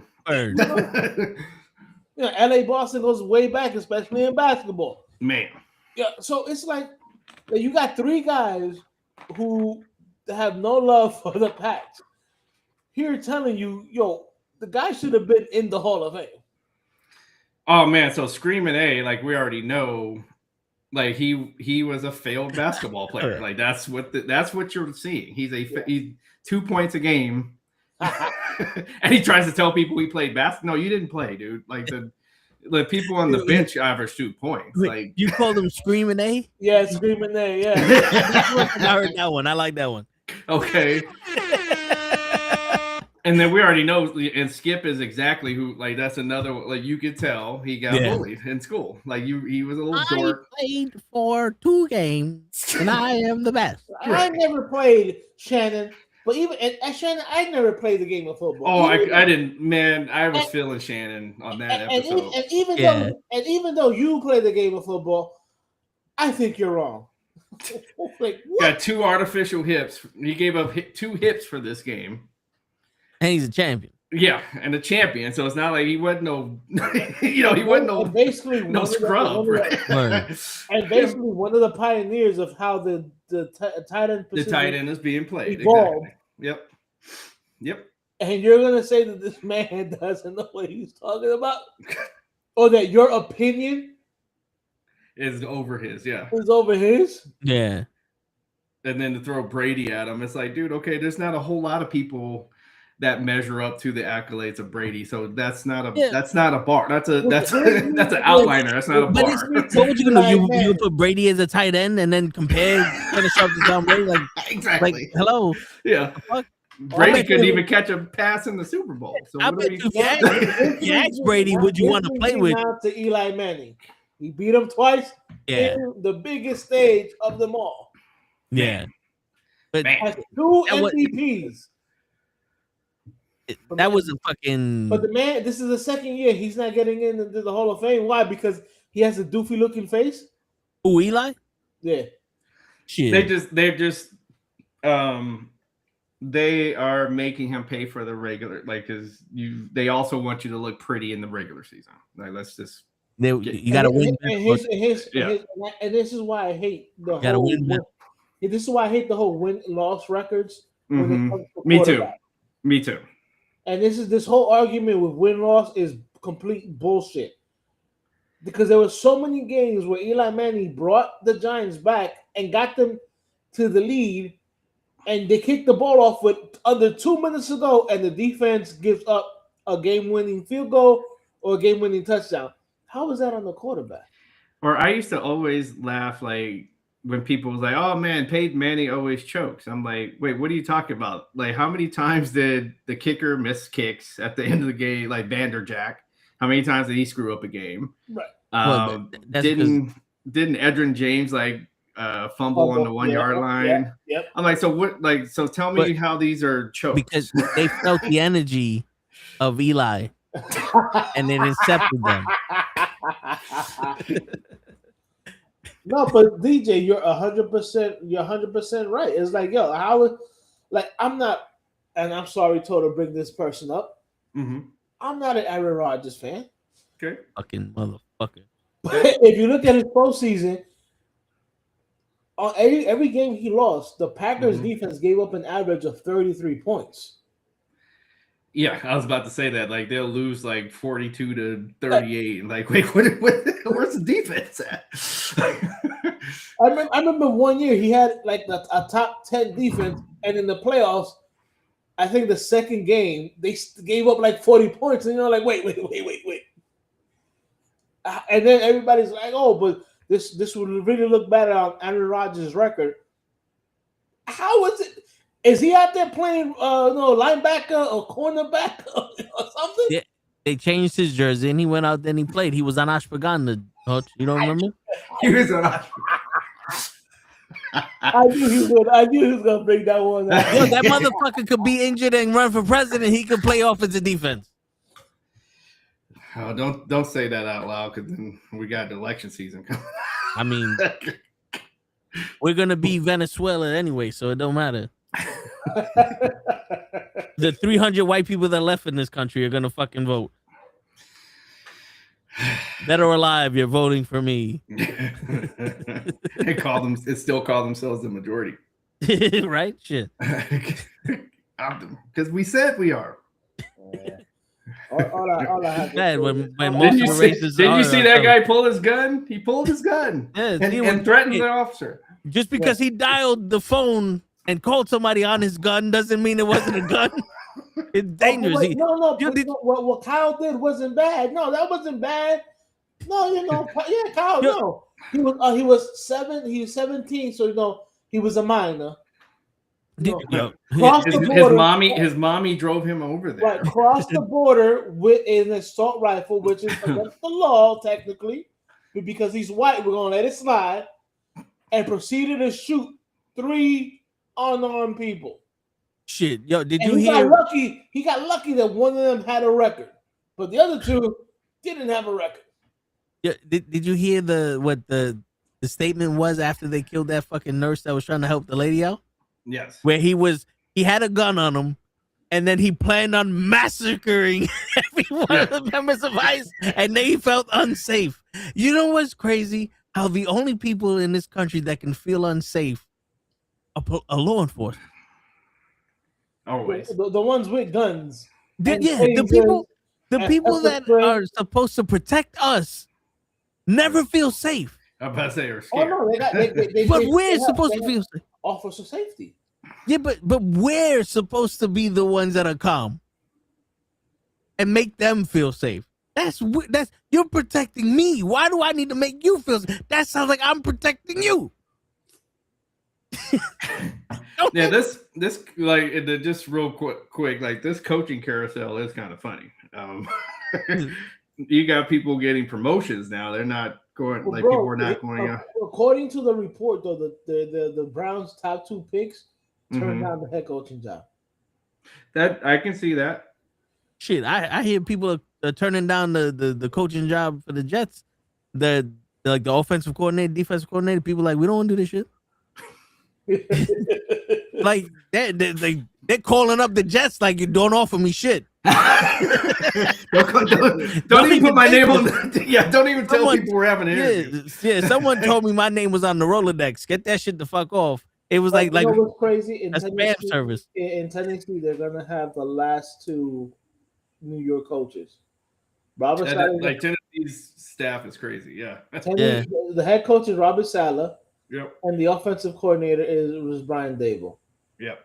I'll tell people straight out, if they get a couple of pieces here and there, in 2 years, that team is going to be good. And then they can hire Aaron Glenn. And then they're going to fire both of them. They're going to fire both of them. and get Bill Belichick in there. Hire Aaron Glenn when Aaron Glenn has gone 2 for 30-something with the Jets. Word. Yo, hold on, wait. Speaking of, isn't Phillip Rivers now the coach of one of these fucking teams? No, but he interviewed. Oh, Yeah. a guy has never coached above high school. Right. Yeah, he did. He was coaching high school, but he never coached above high school. It made a mockery of the quarterback position by starting games as a quarterback this year. that was such a mockery. I was just like, so there's nobody, like, you guys can't find an active football player. Hold on. You wanted them to get Colin Kaepernick? Like, you know what? I heard Cam Newton was available too. I'm just saying. Yeah, I'm just saying you couldn't find a active. Like I said, active. Like, so if it was Colin Kaepernick, that's one thing, but you couldn't find a active football player. Somebody wasn't around. You're telling me you don't have a quarterback stash on your practice squad? That's what I'm saying. I mean, you're telling me that Tommy DeVito, who was on exactly the third stringer on the patch, you couldn't trade for him. Seventh. I'll give you guys a seventh because we need a quarterback. They could have got Zach Wilson. They could have sent over a dryer and washing machine and got him. No, we need vending machines over here. Okay. We're gonna bring out a guy. We're gonna bring out a guy who hasn't thrown the football in like 3 years. Yep. And is about my age. How old is he now? Like 44? I'll look it up. 44, 45? Something like that. Like just 44. Yeah. 44. He's 3 years young. He's 3 years younger than me. Same. That's for that. Hey, Indianapolis, you should have called me. I would have fucking been your I'm quarterback. about to say. I just ran a marathon. I'm good. I could have. I would look better in the jersey. Yo, but here's the most fucked up part, Hoach. I bet you if the Jets would have called, he'd have been like, "I'm good." Nah, me in football though. I forgot the plays. I got something to do. There's a season when they did this. I defended it because like, hey, no, he knows the playbook. He knows this, he knows that. But in the back of my head, it's like, this motherfucker has not played in 2 years. Mockery. You're telling, and mind you, they're like, oh no, but we don't know if our rookie quarterback, Riley Leonard, we don't know if Riley Leonard, whatever his name was, but we don't know if he's going to play. I'm like, yo, don't you have a backup quarterback on your practice squad? I mean, at this point, you might as well put the rookie in there. What else you gotta lose? Exactly. You would have the same record. Probably even 1 game win. Yeah. Their excuse was literally that, oh, he has a like a rib injury. We don't know if he'll be able to play. And I'm like, yo, dude, I'm pretty sure every time your quarterback goes out there and gets hit, he has a rib injury. Yeah, it's gonna hurt. It's gonna hurt. It's week 13 of the NFL season. Right. Everybody. Nobody's at 100%. Yeah. Phillip Rivers was hurt, and all he did was get out of bed. Shit. At my age, I get hurt. Yo, I shit you not. Yesterday, I stood up from this seat after the podcast, and my foot vibrated my whole body. I just stood up on my foot, and my foot said, wah, wah, wah, wah, wah. I was like, oh, fuck. My brother woke up, was like, you got hate? I was like, I don't know what happened. My foot is in fire right now.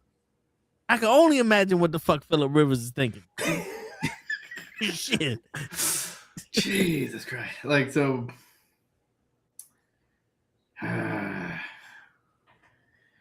What else we had going on? Shedeur Sanders voted to the Pro Bowl? Yeah.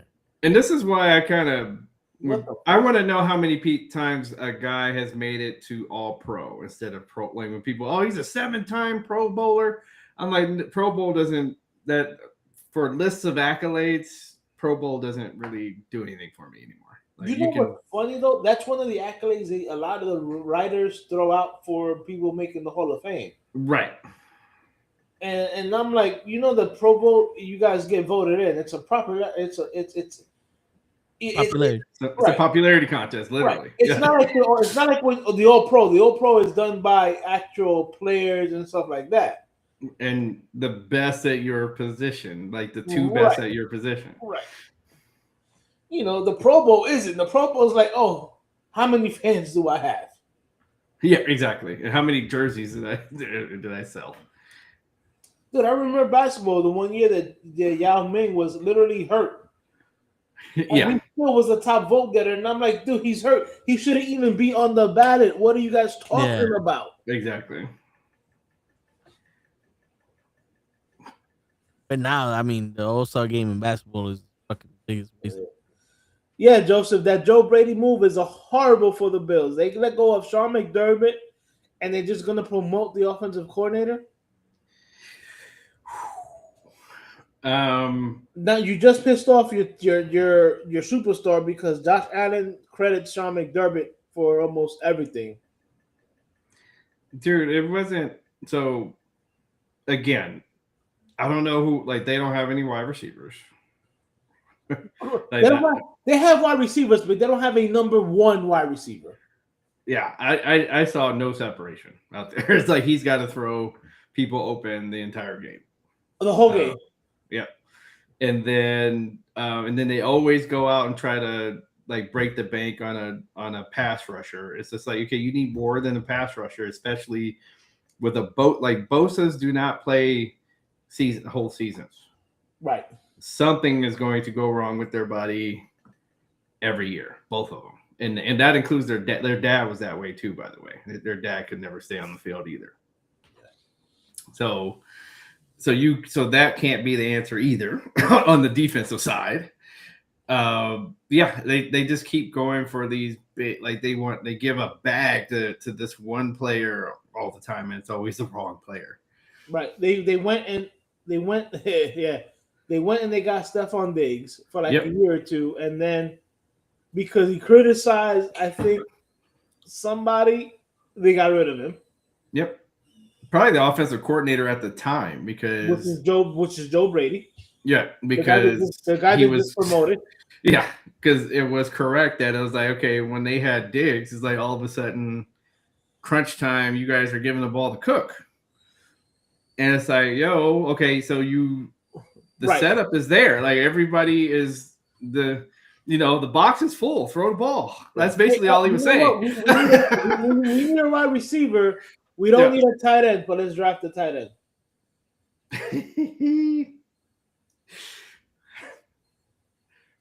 So yeah, they're right there, but they just don't plug the right hole. It's basically, I don't know. I would have kept McDermott. I don't know why you guys are going to there's other teams that wish they can go to the championship, conference championship. Not for nothing. I'm not a big Cam Newton fan. Mm-hmm. But he did have a point. He was like, every year we look at the team and go, who do they have? Right. But yet they make it to the playoffs. To the championship round. They make it to the conference championship. What do you want?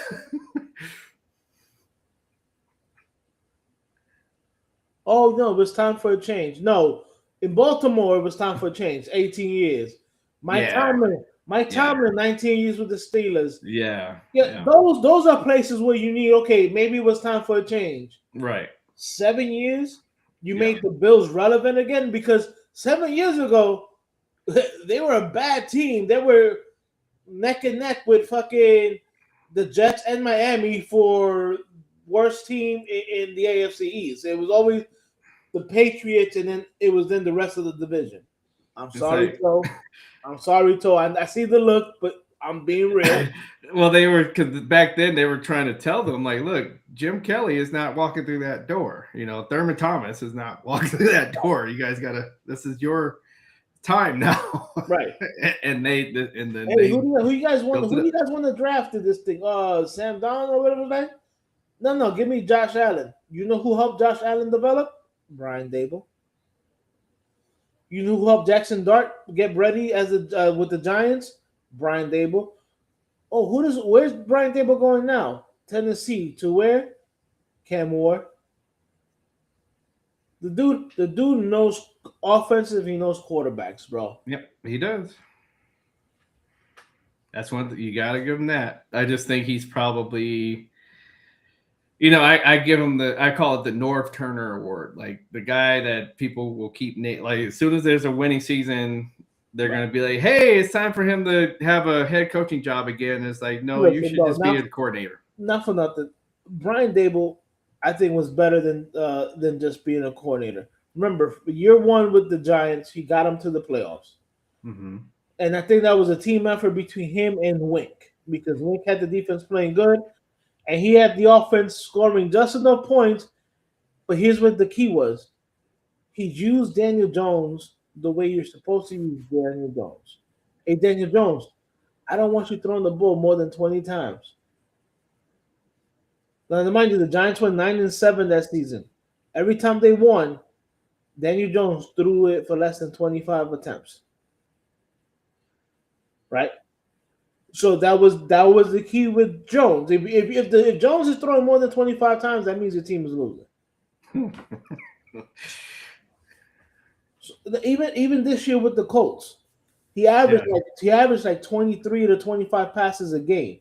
Right. And anytime he threw more than 25, the Colts were in trouble. You know what I'm saying? So what's on your mind?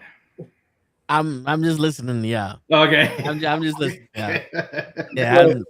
I ain't like the fact you said my Jets was the worst team in the league and nothing changed since then. But still, fucking Aaron Rodgers. You have your owner to blame for that. And Aaron Rodgers. Because look, Aaron Rodgers 1 year with the Steelers and now he gets Tomlin gone. So fuck. Look. Well, that's the other thing I was gonna say here, but I'm gonna go back to that. Okay. Yeah, good. So what I'm saying is, and then we had the second year, the third year with Daboll was bad, but so was the defense. And this year, the Giants literally were 0-6 going into the fourth quarter while winning by 10 points or more. Wow. Yes. And that is on the defense. That is not on Daboll. That's a hell of a stat. Bro, me and Toe I was at the bar watching the Giants-Broncos game with Led. Yeah. Toe picked us up. The Giants were winning. And I remember they had a DJ there, and the DJ was like, yeah, we're winning. Not a DJ, but an actual DJ with the turn stopping. Right, yeah. You know what I'm saying? Because I don't want our listeners to say, yo, wait, a DJ? They had another DJ? Where's that guy from? And the guy's like, oh, we're winning. I'm like, no, relax. And it's like, yo, dude, we're up. We're going to the fourth quarter. The Broncos have no points. We're up by like 20-something points. I say, yo, relax. Yeah. I'm watching the game. We're driving, and I'm getting the notifications. Broncos score. Fuck. Broncos score. Fuck. We're watching The Last Dragon on theater, and Toe, I'm sitting next to Toe, and he sees me like peek over at my phone, and I go, of course, I knew it. He goes, the Giants lose. I go, yeah, Giants lost. They gave up 33 points in the fourth quarter to the Broncos team, who, I'm sorry, even though they made it to the AFC Championship, their offense is not that great. Nope. And they haven't been for a long time. Right. That's another thing I'm tired of people trying to tell me. Like, their offense is not good. They're always carried by their defense. Right. Okay. Against the Bears, we went into the fourth quarter we were up by 10 with 5 minutes to go in that game. And the defense allowed Caleb Williams to score 2 touchdowns. Khalid. That's the government game. Yeah. That's the government. Yeah. You know what I'm saying? And then there was 4 other games like that. And then there was a game the second week of the season against Dallas. Out at the bar with Le. And I know I said this with Toe a couple of times on the show. I'm at the bar with Le. Le's a Cowboys fan. I'm a Giants fan. Right? Yep. Malik Neighbors scores the go-ahead touchdown. And I'm like, okay, yo, kick it off to the end of the end zone and play your regular defense. Don't play prevent defense. They don't kick it to the end of the end, out of the end of the end zone or whatever. So that is runs it up or whatever. I see the formation of the defense. I'm like, why are they in prevent defense? And Les like looking at me. I'm like, yo, Le, He's going to hit the tight end right in front of my middle linebacker for about 15 to 20 yards. And then your kicker's going to come in and kick a game-time field goal. And mind you, the bar is full. And like 2 other guys hear me say this. And that's exactly what happens. And they go, yo, how did you know that? I said, because you don't play prevent defense. See, Hodge, they thought you said don't play prevent defense good. They didn't know you meant don't play prevent defense at all. So the defense cost the Giants the Dable his job. And it's funny because a lot of people say, oh, well, why didn't Dable fire the defensive coordinator? In the Giants organization, which they just changed it this year for Harbaugh. Mm-hmm. It goes from the head coach has to tell the GM brings it to the owner, and then the owner makes a final decision. So even if Dable was telling Joe Shane, Joe, get this motherfucker off my team, fire this motherfucker, and Joe Shane can bring it up to John Mara and be like, yo, dude, he just cost us the Cowboys game, and he just cost us the Denver game, which Denver came back and scored 33 points in the fourth quarter alone. I think it's time to let this guy go. And that's what they did. They fired the head coach. They fired the head coach and they fired the defensive coordinator. Go figure. But I think Dable is better than just an offensive coordinator. I really do. I think that he's going to get another head coaching job somewhere. He's probably going to do better. But going back to my point is, I know Mike Tomlinson stepped down from the Steelers. So, how much influence do you think Aaron Rodgers had in that decision? All of it. Well, I think the minute Tomlin said, "Yo, dude, let me coach you and we can win," Aaron Rodgers was like, "Oh no, see, owner." That whole coach word, I don't like it. He called himself a coach. That's racist. I don't stand by that shit. Me and the Ashbagan. Doesn't he know that I'm the Ashbagan king? That's discrimination. Listen, you don't have to fire him, but he got to step down. You know, if you want to win look what I did with the Jets. You see how much better they are now? You see how much let him step down, and we'll give him that honor of stepping down. I'm gonna run for president real quick, and then I'll come back and we'll ruin the rest of your fucking team. Let me do this podcast, and when I come back from the podcast, he better be gone. And I don't care how he's gone. He just be gone with a stick Ashbagan on his desk, and I'll write the plays. Now, mind you, this is Mike Tomlin, who coached through the Ben Roethlisberger controversies. Antonio Brown, Juju Smith, Le'Veon Bell, had Mason Rudolph as his quarterback. Didn't he have Pac-Man with him or some shit too? No. I don't remember Pac-Man there now. Has 1 year with Aaron Rodgers and goes, yeah, I got to step down. Yeah, that's it. Yeah. That's it. Because you know what it is? He had a lot of Madonnas. Man. But he ain't never had a pre-Madonna.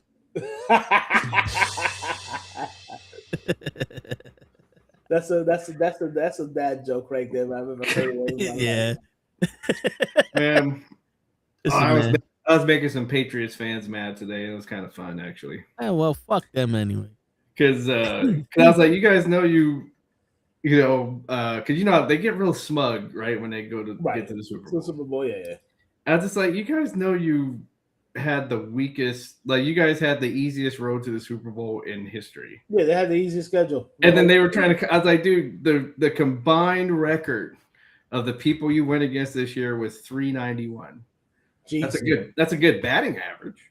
But that's not a good. That's not a good record for football. That's ridiculous. That was the combined winning percentage of the people that they beat. Jeez. Yes. Of their schedule. Like that's the schedule. Oh, the entire schedule? Yes. Oh wow. 391. They played the Jets twice. Sorry, Toe. They played Miami twice. And got beat by the Raiders. That's the funny part. They beat up on the Giants. Yeah, bro. What the hell? So don't tell me. I was like, so don't just stop, okay? And then you guys are about to go against this team that's battle. They've been through battles. Yeah.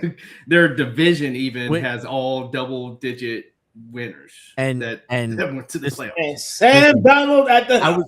I was gonna say, I'm not here to brag, but a former ex-Jet quarterback. Hey, you know what I'm saying? They're lucky that we gave him Sam Donald. They're lucky we gave him Sam. Yeah. Shit. Which is funny because I know the Jets are kicking themselves in their feet, but so is Minnesota. Mm-hmm. Oh, Minnesota should be. Oh God, you had him there, and he was playing good, and you still dropped and you let him go, because you drafted this kid JJ McCarthy, who everybody said was not a good quarterback, and when he hasn't been hurt, he has not looked good as the quarterback. So you saying Aaron Rodgers picked him for Minnesota? Yeah. Well, that's Aaron Rodgers next stop. Yep. Yeah, hey, he's following Brady. Or Favre. Favre. Both of them. Fuck both of them. Yeah, but dude, it's like, are you kidding me? He's like, I gotta collect all the helmets. See, that's right. I gotta go and crush all the Favre stuff. But, I'm gonna ruin this league so much that coaches aren't gonna exist no more. See, he's doing the John Cena. See, I'm gonna ruin the NFL. But he's doing a better job than Cena did, and we can see it. Yeah, no, but that is motherfuckers, boy. I mean, Minnesota's really got to be kicking themselves fucking over that. And I know Seattle. Now, mind you, I was one of the people that said, "Yo, Seattle, I don't know if I was Sam Donald. I don't know if I was signed with Seattle. You just cut Tyler Lockett, your longest tenure wide receiver, and you just traded DK." I'm like, yo, all he has is that kid Smith. But yo, they have made it work, and that defense is lights out. You don't catch the ball in the middle against that team. Like this I know the score between them and the Rams. They don't really tell the story, but both those defense are very good. No, it came down to that idiot that was messing around with that punt. Yeah, that's what the game came down to. Yeah, no, but dude, if you have the sense you can't handle the ball, just move. Like, get out the way, then let the ball fall on the ground. So you don't have to catch it every time. It's not a kickoff. If the other team recovers it, it's not a turnover on downs. Right. Right. You got to follow the script. I don't think. You know what's funny? I was watching this guy. I don't know if it was on YouTube or IG. Mm-hmm. And I didn't notice this, but when the NFL put out their road to the Super Bowl, whatever, and they had like a whole bunch of players. Right. The two closest players to the Super Bowl trophy, Sam Darnold and Derek May. And I'm like, all right, bro, you're reaching, because right next to them is Malik Neighbors, and we had a fucking horrible year. Yeah, but right behind them was fucking Gardner. So, I mean, the Jets should have been at least the playoffs. Right. So that's what I mean. Like, people always reach on those. Every time. People really dig deep for stupid stuff like that. Like, I remember one year when it was the Seattle versus Broncos, and like, oh yeah, we knew that was that, because look at the colors that they're doing for the Super Bowl. And I was just like, wow, you guys really, really the colors always go with whatever city it's in. Yes. That's what it's just like. So, and then there ain't that many. And then when you really think about it, there ain't that many colors, right? In the NFL, it's like so. Yeah. So it's like, you guys, the chances are they're gonna match, because there's not even that many colors. Yeah, because there's like 20 fucking teams that are blue. Right. Like 15 green teams. You know, so, I just love seeing stuff like that, because I'm like, let's see how much of a reach this is. Oh my god, it's hot yoga. Yeah, it's hot yoga. Thank you. With the reaching and shit. Like, look what happened in this game. It's just like, that tells me you didn't play a sport. Well, listen, I know that the game was rigged the minute I put money down on my bets, because the Jaguars and the Panthers lost that game in the last 10 seconds, and ain't nobody play defense. You watch that shit, they were like, all right, we gotta let them win because Toe put money on this shit, and God forbid he has a happy life. Next time you put money, let me know what teams you pick. So I can pick Yo, you know what the crazy shit is though? I picked the fucking Bears and they won.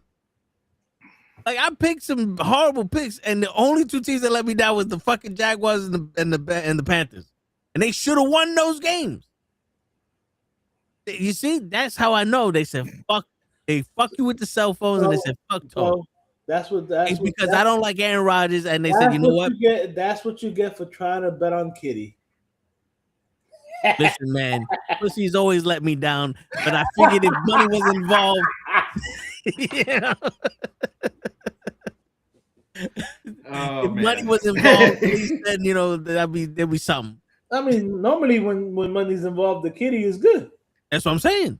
I'm about to say sunshine didn't come through for you. Nope. Sunshine. My helper in my office, in my office, I call him Sunshine. He got the long blonde hair. He has the blonde hair, like he cuts it here and then he has the blonde hair. He also has that Ross look. Okay. I'll point at something and be like, yo, let me get that. Right. And he'll follow my finger. He'll be like, oh, what? And I'm like, dude, really? And not for nothing. He's half white. He's half white, half Argentinian. But his name is Hunter. I'm like, that's basically white. Yeah. So if his name is Hunter, he's 85% white. I'm sorry. I'm about saying Argentina ain't that far from like that's also pretty European. They're very light shade Latinos. Oh, Europeans went up in there. Yeah. like Spain, they got a lot more like white skin, blue eyes people in Spain than people like us. The worst racism I ever had was in Spain. Really? Yeah, let them know. You told me the story, right? Yeah.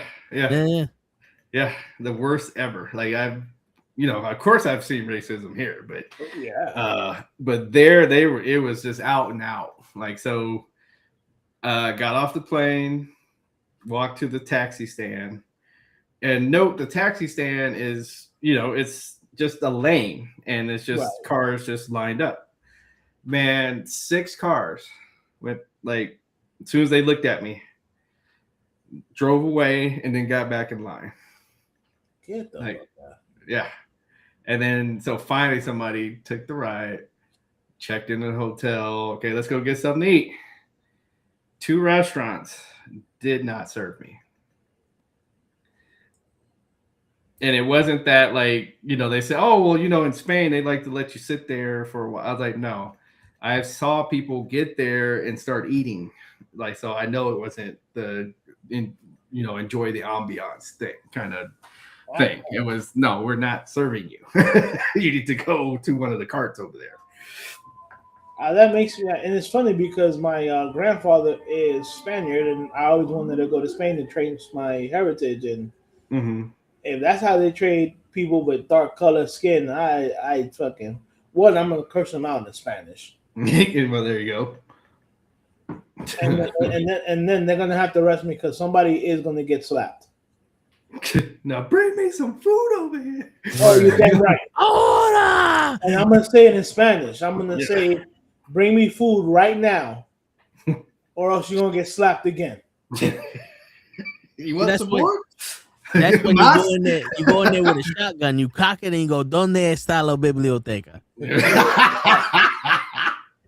Or should I go in there and they're like the library's over there? Or should I walk in and go, "Tengo un gato en mis pantalones"? That's right. in los pantalones. Word. And you look at it. I gotta be real ignorant en mis pantalones. Word. You look at it. You look at a hot chick that's eating good food, and you like, I'll have what she's having. As a matter of fact, I might just go up to her table and be like, "Yo, what is that? Let me get this plate." Word.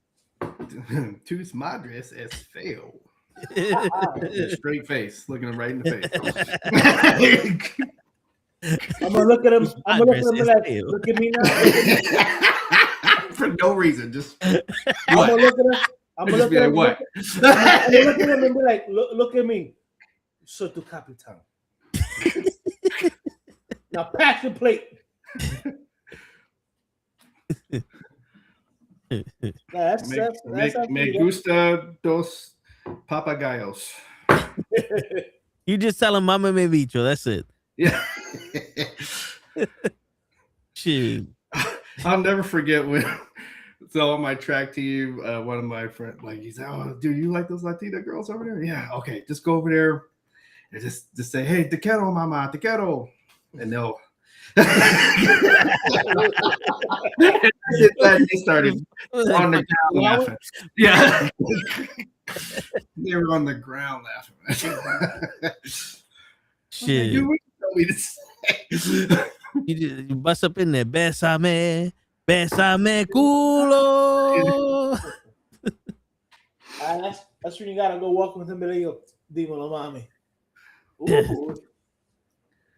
Yeah, I'm gonna do that shit in DR, and they be like, "Oh, ¿tú hablas español?" No,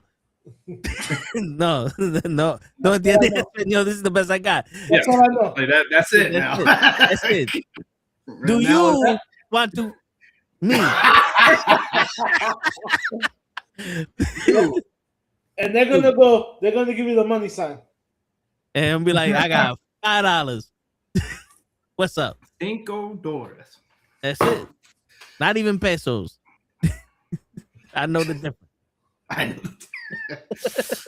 So that's good. Like no pesos, like in dollars, no pesos. Word. Shit. That actually works in your favor. Right? All you gotta do is go pasaporte azul. Word. My passport is new. I thought it was blue. Blue. That azul is blue. Oh, see? I mean, I don't know if they want to come over the way the states are right now, but well, I mean, it they're worked gonna out be for like, me. they're gonna be like, "K." It would work out for me because they come over, I get tired of them, and then they just get kicked out. Hopefully, okay, go home now. Home. Yeah. Tu casa. Yeah. You go by right now. Yeah. Tu casa es not mi casa. Oh Jesus. And you know something? I blame this conversation on LeBron. Fuck him. Hey, I will go with that. I mean, I'm pretty sure he's flopping somewhere. Oh man, he already flopped around Cleveland Arena tonight. Oh shit. Oh my god. So I'm like, I know I was watching the game. Like, hey, can we interest you guys in a LeBron? You guys want to take him back, please? We'll go 7th round or second round pick. You'll never be able to live down that the video of him fucking acting like he got poked in the eye and then peering over this. Bro, you right there. I'm sorry, right there. You lost any. I mean, to me, you lost any claim to the GOAT status when you started flopping. But that right there, that right there, bro. I remember seeing. I know a lot of people saw the video. Like probably people a lot have seen the video of the lump that Scottie Pippen had. Yep. At the morning, gave him the elbow. I watched that shit live. Right, me too. That man Pippen took that elbow and kept on playing. I'm about to say he grabbed an ice pack while they were in the huddle, and then he'd go back in the game. But still, that fucking Chichon was there. Yep. But hey, we gotta play. Like this time, still we playing. This man didn't even get poked in the eye. It's on the floor, writhing in pain. And then I remember one. It was his own teammate, that he tried. His teammate, kind of elbowed him, and he touched him. And he just put his arm up, and then LeBron, that's your own man. You're not gonna get a call. You can't get a technical on your own man, bro. I'm telling you. I'm sorry. You again, the two things that LeBron as the GOAT guy could ever answer me is one. Okay, you're on the Miami Heat, and you lose to that Dallas Maverick team with JJ Barea outplaying you. You cannot be like that. So boom. Okay. 2, name another sport where the GOAT of that sport has a losing record in the championship round? I'll give you 3. Okay. Name me a GOAT Mm-hmm. that wasn't the best player every year. Oh man. At least the majority of the years that you were playing. Right. Oh, Okay, at the very least. Right. so water handball, super soaker shotguns, and ultimate frisbee. Boomer Esiason was the best player in all 3 of them. And he ain't play a game professionally. I love it. I love it. Dude, it's like, Or you had I give you a real one. That's Wilt Chamberlain. Wilt Chamberlain in volleyball. Like he only played like a couple seasons, and they put him in the Hall of Fame. My God, What? Yeah. Jesus Christ. Well, listen. oh, you know why? Because at that time, all he had to do was go to the net and stand and put his arms. That's all he did. Yeah. Yo, I'm telling you now, if shit goes left for wrestling, Mm-hmm. the Thursday show will be female volleyball. Because the USA Network got that shit on Wednesdays. We can watch that shit on Wednesdays and talk about it on Thursdays. I love it. Because, there's some Hall of Famers in these female volleyball teams. You see that shit? I did Word. not. But That's some talent they got there, man. I ain't never seen no talent like that. Especially like the fucking Olympic female volleyball players. well, then it's the Olympics are coming here, and then I got my name in for the way you get your tickets for the $35 is you put your name in the website to buy it. Because if you go secondhand, that's going to be a few $100, right? Oh shit! So I already know I want track and I want basketball up top. Like those are my first 2 choices, and then I'll go from there. So yeah, because track also. Yo, you got to watch some curling. Curling is intense. That's in Winter Olympics though. Shit, well, I mean, they can do that shit in the summer.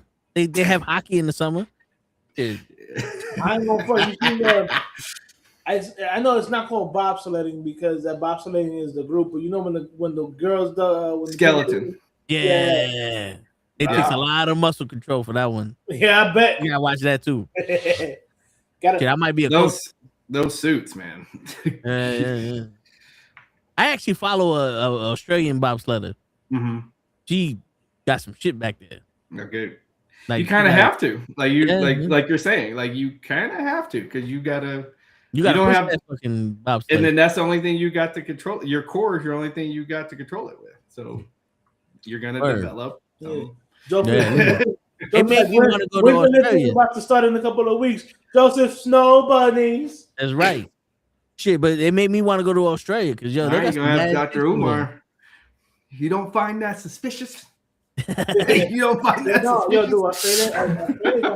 Yo, I don't know how you feel about him, but he sounds so stupid. He's an idiot. He is. All right. All these motherfuckers that talk about that shit sound so fucking stupid. Well, he's a crook too. Like he's been building a school for 7 years that people keep giving money to. They're the biggest hypocrites because I guarantee you, he's had a couple of snow bunnies here and there. Oh, women are women. How can you turn down a beautiful woman of anything? Yeah, of anything. Of any race. Right. You know what I'm saying? Like, hello. There are reason why there are beautiful women of every color. Yeah, I'm about to say that's the reason why. That's exactly the reason why. Like my man, Big Punch said, I don't discriminate. I regulate. Nope. Every shade of that ass. You feel me? Shit. Word. Like for you to sit like I get it. You want all of them to yourself. That's why you forcing it on everybody else.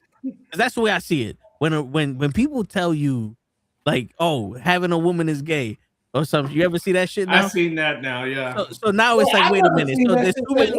So there's too many people that aren't rich that got women and too many rich people that don't got women. Is that what it is? You trying to convince us to not get women so you can have them? You stupid fuck.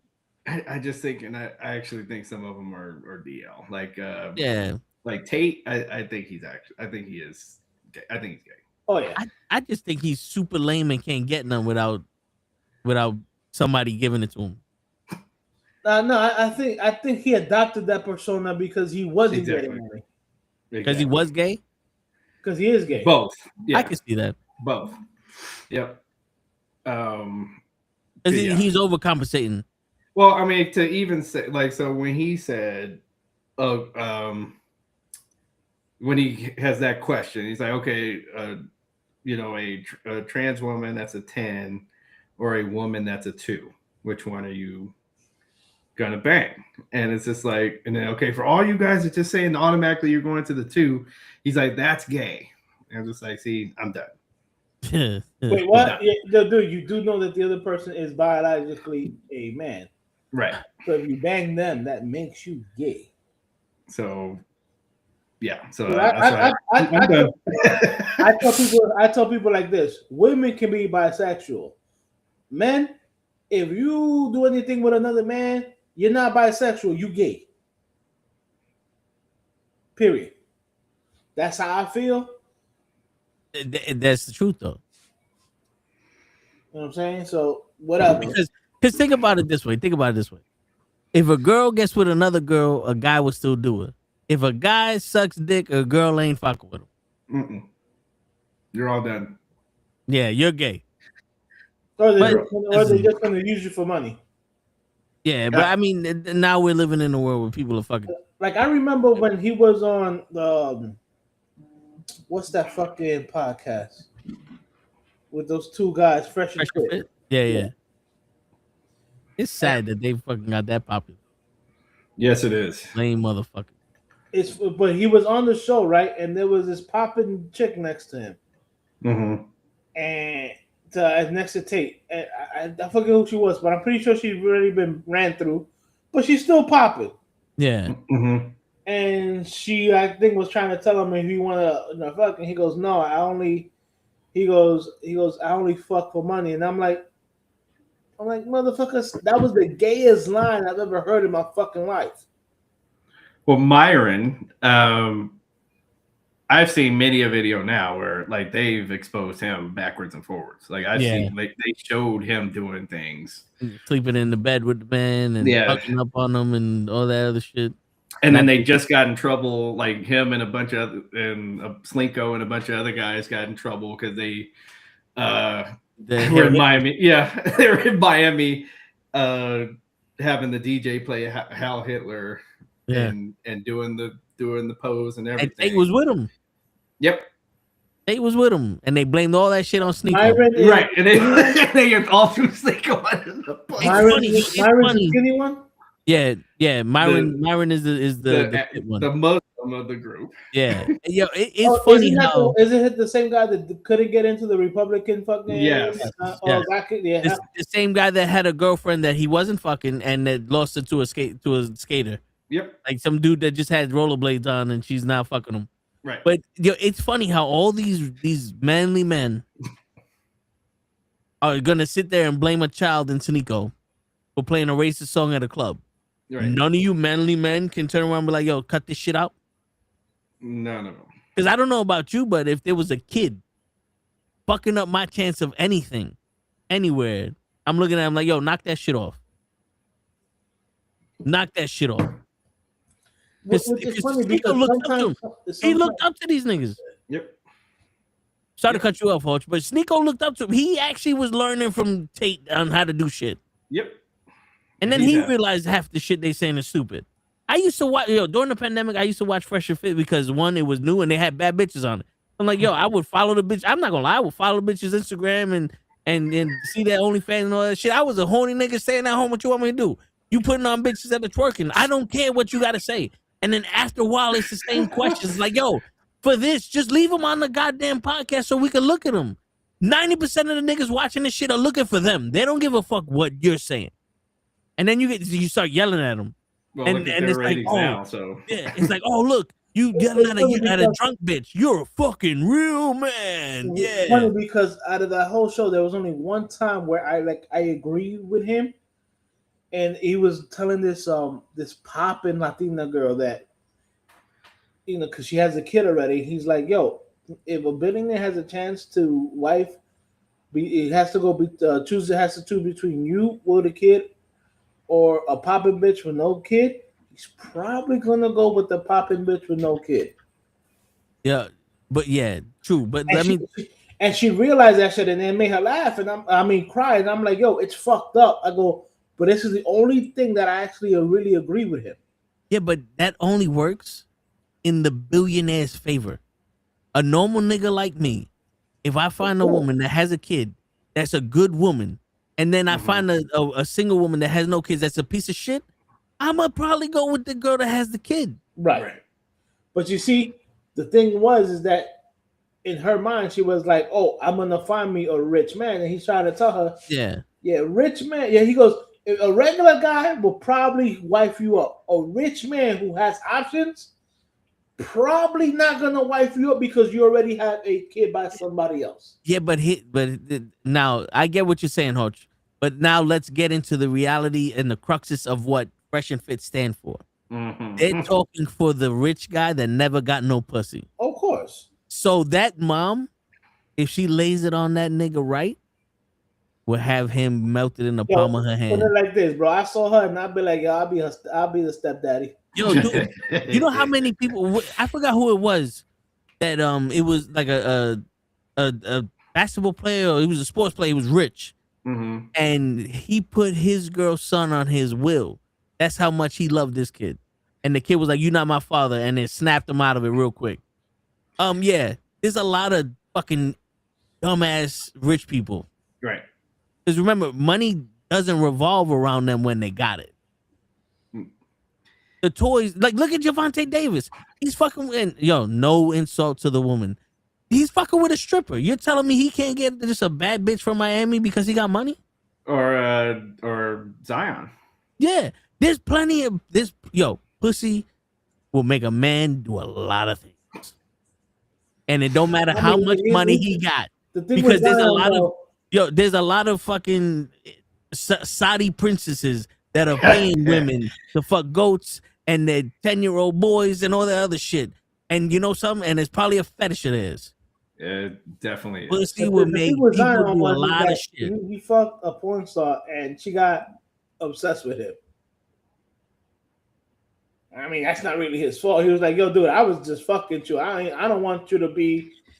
I guess, but that's the point. It's like, so here's a millionaire, like kind of to Toe's point, like here's a millionaire that could get whoever. And I mean, I'm seeing them recycle the same women. Like you see them go after the same women. Some of them not even that good looking. One of the biggest bitches that recycle is what the fuck is her name? Her body is all fake, and Selena Kyle or whatever her name, Selena whatever. Like I think I know what you're talking about. Yeah, she's been passed around so fucking often, but she's fucked almost every rapper on the fucking planet, and I'm like, and you still wanna, huh? My bad. You said Selena Kyle. I'm like, that's that woman. Her first name is Selena. I don't know her fucking last name though. Yeah. But she's like, she literally is like, she has like a book, whatever, with all the rappers that she's fucked, and and I'm like, and guys still want to go home and kiss. As a matter of fact, if you go on Snap, she just fucking was fooling around with that doofy kid Neo or whatever. And I'm like, this girl is just chasing mad clout. You know what the crazy shit is? They give this analogy.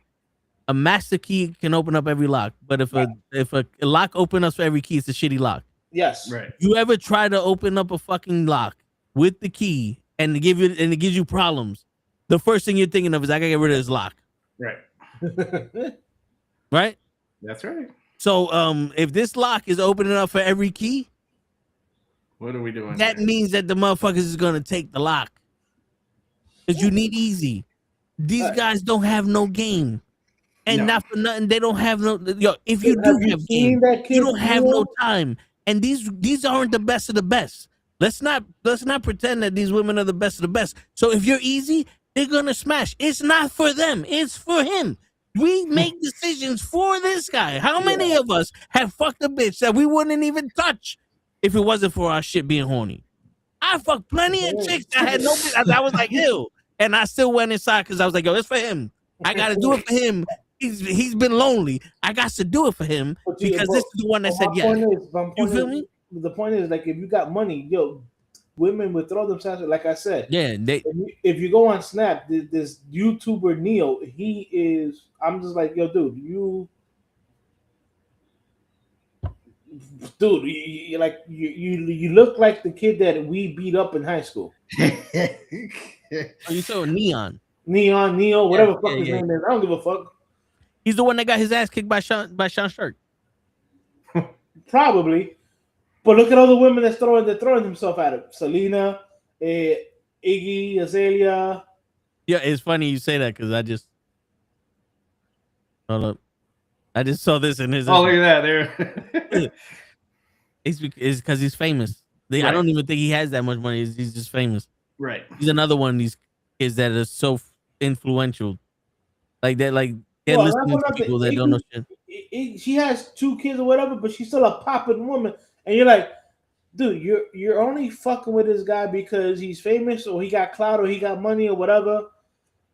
But every girlfriend he's had, like he was with that Sam chick, cheated on him. Yep. He got another girlfriend and she cheated on him with his bodyguard when they went on vacation. Because all they wanted was that clout. Right. Right. All it is. This is what. I'm like, yo, dude, if you have clout, if you're famous, you have money, it's literally thrown at you. Yeah, but this is why most of, like DJ was saying, they recycle these women because these women are going for clout and they're getting ran through. You can use me for clout, but you best believe that I'm going to send you back out in the street, ran through and used and abused. Because not for nothing, you pay a whore to do what? A lot of these girls who do that. A lot of these girls who do that think that they are a prize. Yeah, but also then that what that does, that fucks up the other girls that don't do that, because let's put it in perspective. When it comes to the world, there's a very small group of women that do that to a very large number of men. Mm-hmm. So now people like, I don't want to say like us because we have common sense and we was raised with decency and respect, but people like the people who follow them, the people who ain't got no money, just see those women and they think all them women are like that. And I've seen stories and I even seen motherfuckers that it's like, who the fuck taught you how to be around women? Who do you think you are to act that way around these women? And I'm not a protector of women. Like, I'm not one of those guys that go around, I'm Superman and shit. Nah, I mind my business. But when I'm like hearing the stories, I'm like, what kind of gay shit is this?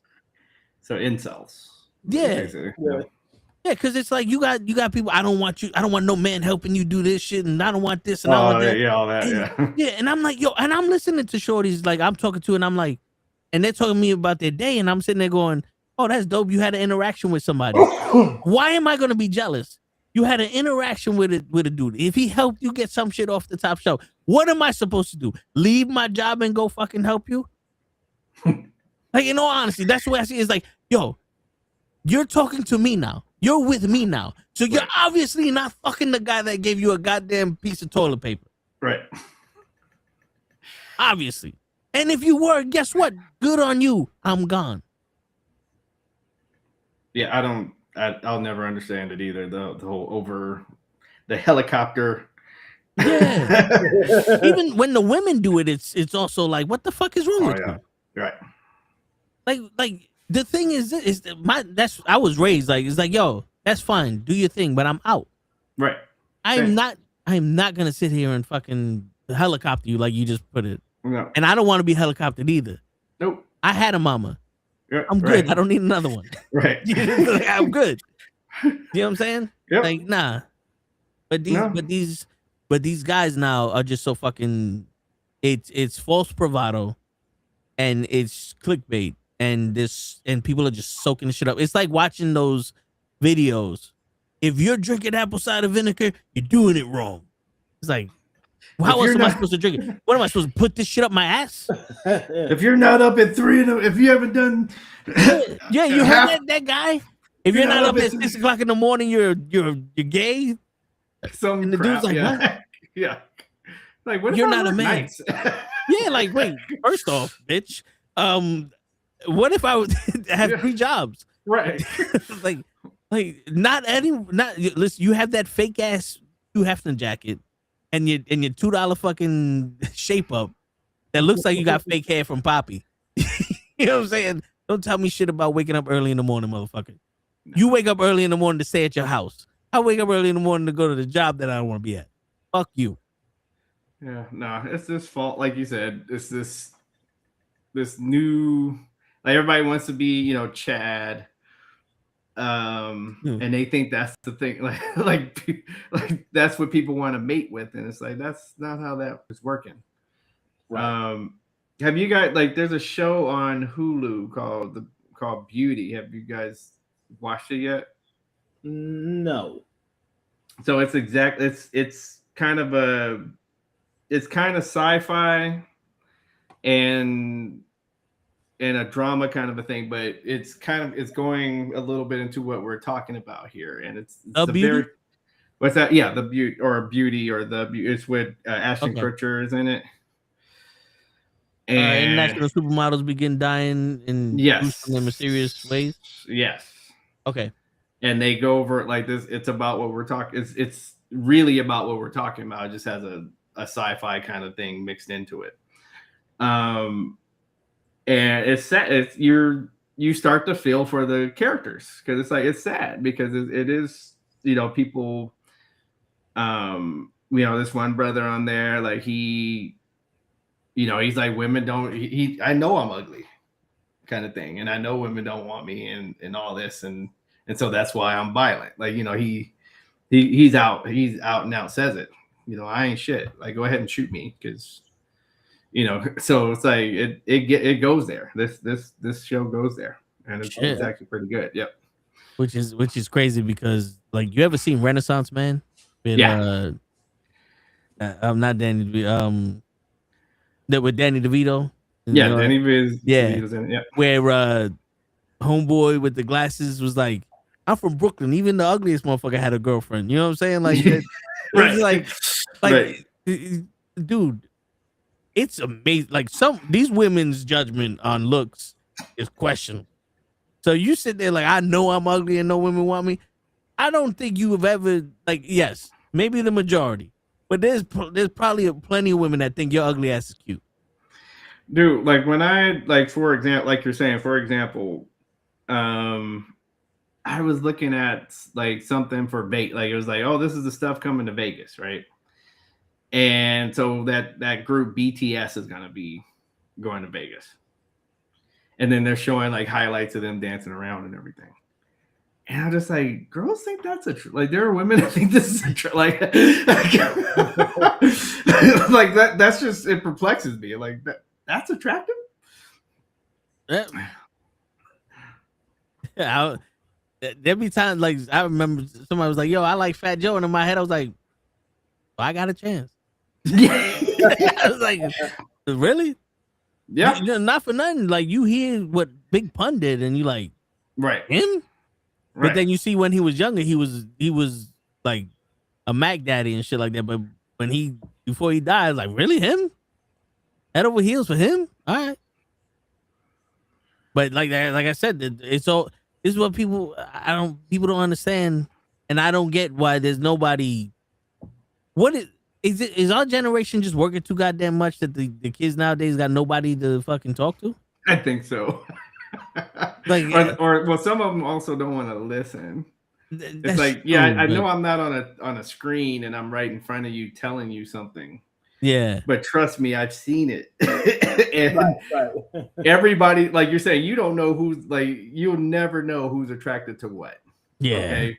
I like I remember, like you're saying, they're working with some women and they're like, oh man, I'm this weight and all. I was like, dude, have you guys ever been to an adult movie store? And then most of the time they're like, no. I was like, okay, do yourself a favor. just for fun, go in there, right? And I want you to look at the set, like the different the genres. Mm-hmm. And I want you to see that when you get to like thick or BBW or even SSBBW, there's hardly any videos there. Okay. Okay. Yeah. You know I'm not lying. There's hardly any of them there. They're all bought up. I'm like, that's because that's what really like. So most men are not tripping on that stuff. Like you're looking at like most guys are realistic and they know, hey, a girl's gonna have a little bit something else. Like it's not gonna look perfect every time. Yeah. So what? So it's not. So I'm like, you guys gotta ease off of that. Like, stop looking at magazines and stuff. Guys don't go chasing girls that look like they're in a magazine. Word. Yeah, and the crazy shit is like I see this shit all the time. Like I work in a field where there's 90% women, and there's gorgeous women, there's women, there's some normal women, but all of them, I gotta lose weight, and I look at them and I'm like, for what? And until you might want to take that out, I think that's somebody trying to. Oh, yeah. I was trying to find out where that shit like. This is on Rumble. Yeah, they're trying to get people like. I think it's some scam crap. Yeah. With that purple. Yeah. Yeah. It's gonna stay on the restream chat, but I take it off for the Rumble. Nice. All right. Yeah. So like I was saying, I was like, why are you trying to lose weight? You trying to lose that ass? like, do you know what's attracted? Like, do you know honestly what about you makes me and every other man attracted to you? Obviously, you don't. Because there was these two women, and it was me and Joel. We was talking to them, and we was like, "Yo, we cannot stand shy women." Mm-hmm. Right, to the point where it's like, oh no. Even if we're about to fuck and you're shy, it's a turn off. Because you should know by now. I'd seen your body. Right. I looked at your body and I want to fuck you. There's nothing you're gonna pull out except for a cock that's gonna make me go, oh no, I can't do this. You know what I'm saying? Like, you got stretch marks, cool with me. Dude. You got a little pudgy stomach, I seen it. Right. Like, what like your arms a little hairy, that's fine. You ain't shaved in a while, that's fine. Like, what? I'm here to fuck and all that. You know what I'm saying? Like, if you got a man interested in you, you did something right. I'm about to say, you done did it. Yeah. You done did it. That's all that matters. Like, in all honesty, you meet the requirements for this man. Yep. It's your job. It's your job that you're crazy can't be against him. Because I like crazy women, DJ. Okay. But I don't like crazy women that are combative crazy. Okay. If everything I say is wrong, fuck out my face. He just make sure that when she stabs him, it's an uneven number. Yeah. Word. Gotcha. It's like a passion, a crime of passion. I don't want a crime of fucking. I don't want you to be calculated. Yeah. You don't want to calculate. Yeah, because listen, I grew up with strong women, and sometimes strong women are crazy. Okay. But it's like, it's one of those things like, yo, if you got that much passion and you care about me that much, you can't fake that. No. So that's why I dig it. Okay. Because sometimes that's the realest shit I could see from people. Because I've known people that are fucking liars. Right. Yeah, and they convincing liars. Absolutely. You know what I'm saying? So that's why it's like, wait a minute, I might need a little bit of that. You know. Show me. Yeah, you know what I'm saying? Like, wait a minute. You sound a little bit too good to be true. Ah, there you go. You crazy, ain't you? There it is. Yes, I can fuck with you now. Now it's safe for me. Right. I'm crazy too. Right. You know what I'm saying? So like, you met the requirements. It's not like a man where it's like, oh, you want to fuck me? I didn't meet none of your requirements. I just made you horny. Right? Because I can fuck it up with one word and you should be bone dry after that. I mean, apparently you could wear the wrong pants. Yeah. I've seen so many of that. I didn't like his fit. Like, what? What? First off, look at what you're wearing. And you're talking about his fit? Yeah. Like, you wore a whole professional woman's outfit, like a street professional woman's outfit on this show. And you're talking about this guy's and this guy's got his running his own bit. Like, he'll be running his own business, and, his pants got a little sparkle to him. Right. I don't like his hat. Yeah. I don't like the fact you got beads in your hair.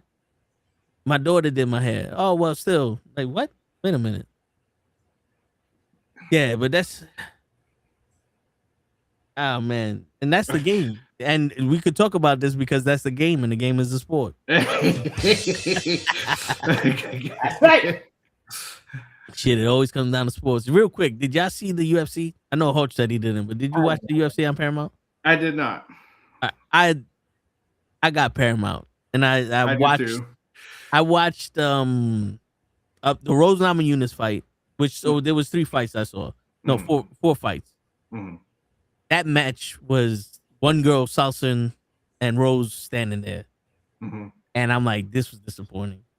Uh-oh. And then Derek Lewis looked like he had 4 fights before he came out. He got knocked out by Miss Jab. Like, he fell on his ass and just said, "Yo, just do me, bro." Like, Yeah, we're good. We're good here. Like, yeah. come on, bro. That walkout was long. Devon, was it Wilder gave me his 40-pound vest? I'm tired. Just knock me out. I'll never forget that as long as I because he came out. I was like, that looks a little heavy. Like, I was like, does he sure you want to wear that to the ring? Word. The fucking co-main event, I don't even remember what the fuck that was, but that shit was trash. Okay. Hold on, I gotta look that up because I don't know. That's how bad it was.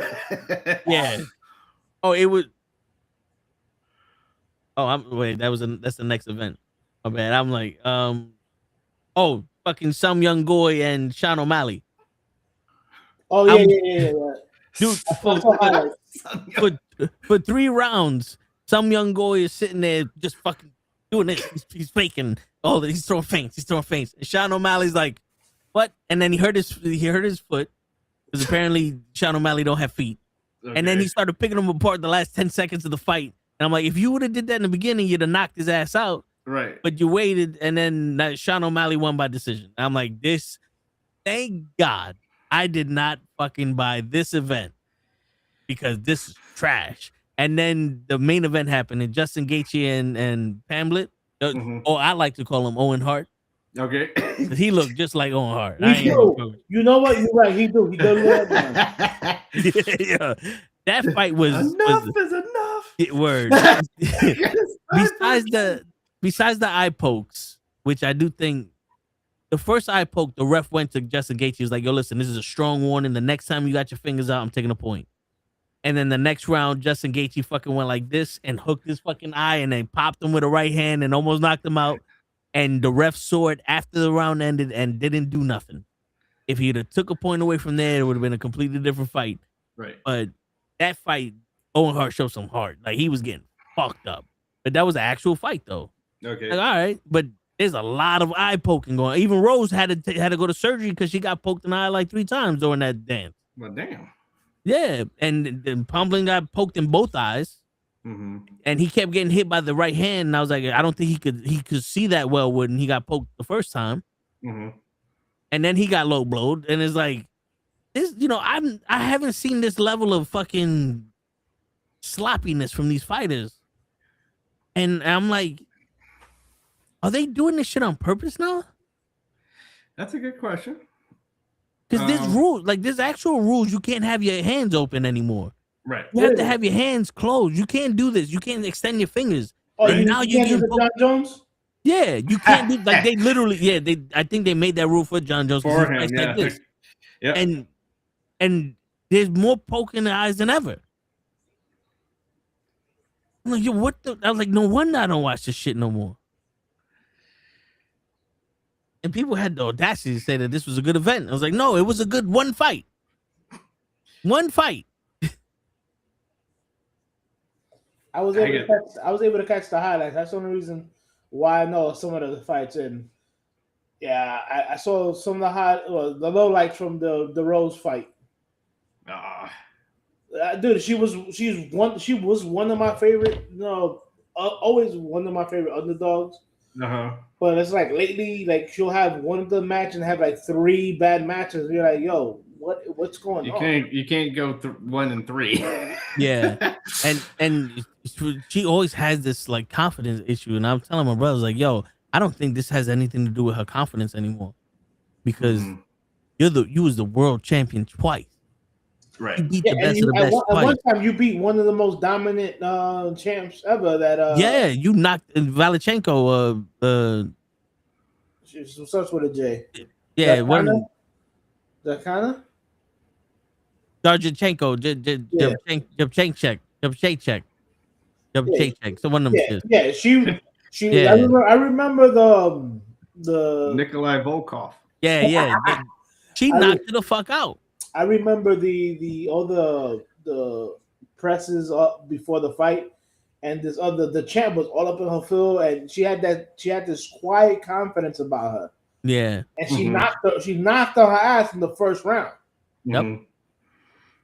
And then she comes Joanna Jędrzejczyk. Yeah, Joanna. There you go. She defends it one time. Joanna. So she beats her, defends it one time, and then the second defense she gets mollywopped, and I'm like, yo, what's going on? By the Asian chick. Yeah. Yep. And the Asian shit that mollywopped Giancana because she gave him fucking that lump. Yeah, the Star Trek fucking the pinch nerve. Bro, now remember was Star Trek The Next Generation? The dude with the forehead. So those are Klingons. Yeah, the Klingons. Damn, I haven't watched Star Trek in a while. She hit her so hard on the so many times on the forehead. She gave her a fucking Klingon forehead. Damn, bro, yeah. Damn, he had a hematoma like a fist. Yo, DJ, do us a favor, just like try to look that up and just be like, oh my god. You'll be like, oh my god. Like how did the referee not stop the fight? Sometimes I think these referees are a little bit sadist. Not the ones getting fucked up. They're just, you almost feel like they're just drinking a beer while they're watching it. I'll allow it. Well, I know that one guy that got fired was like that.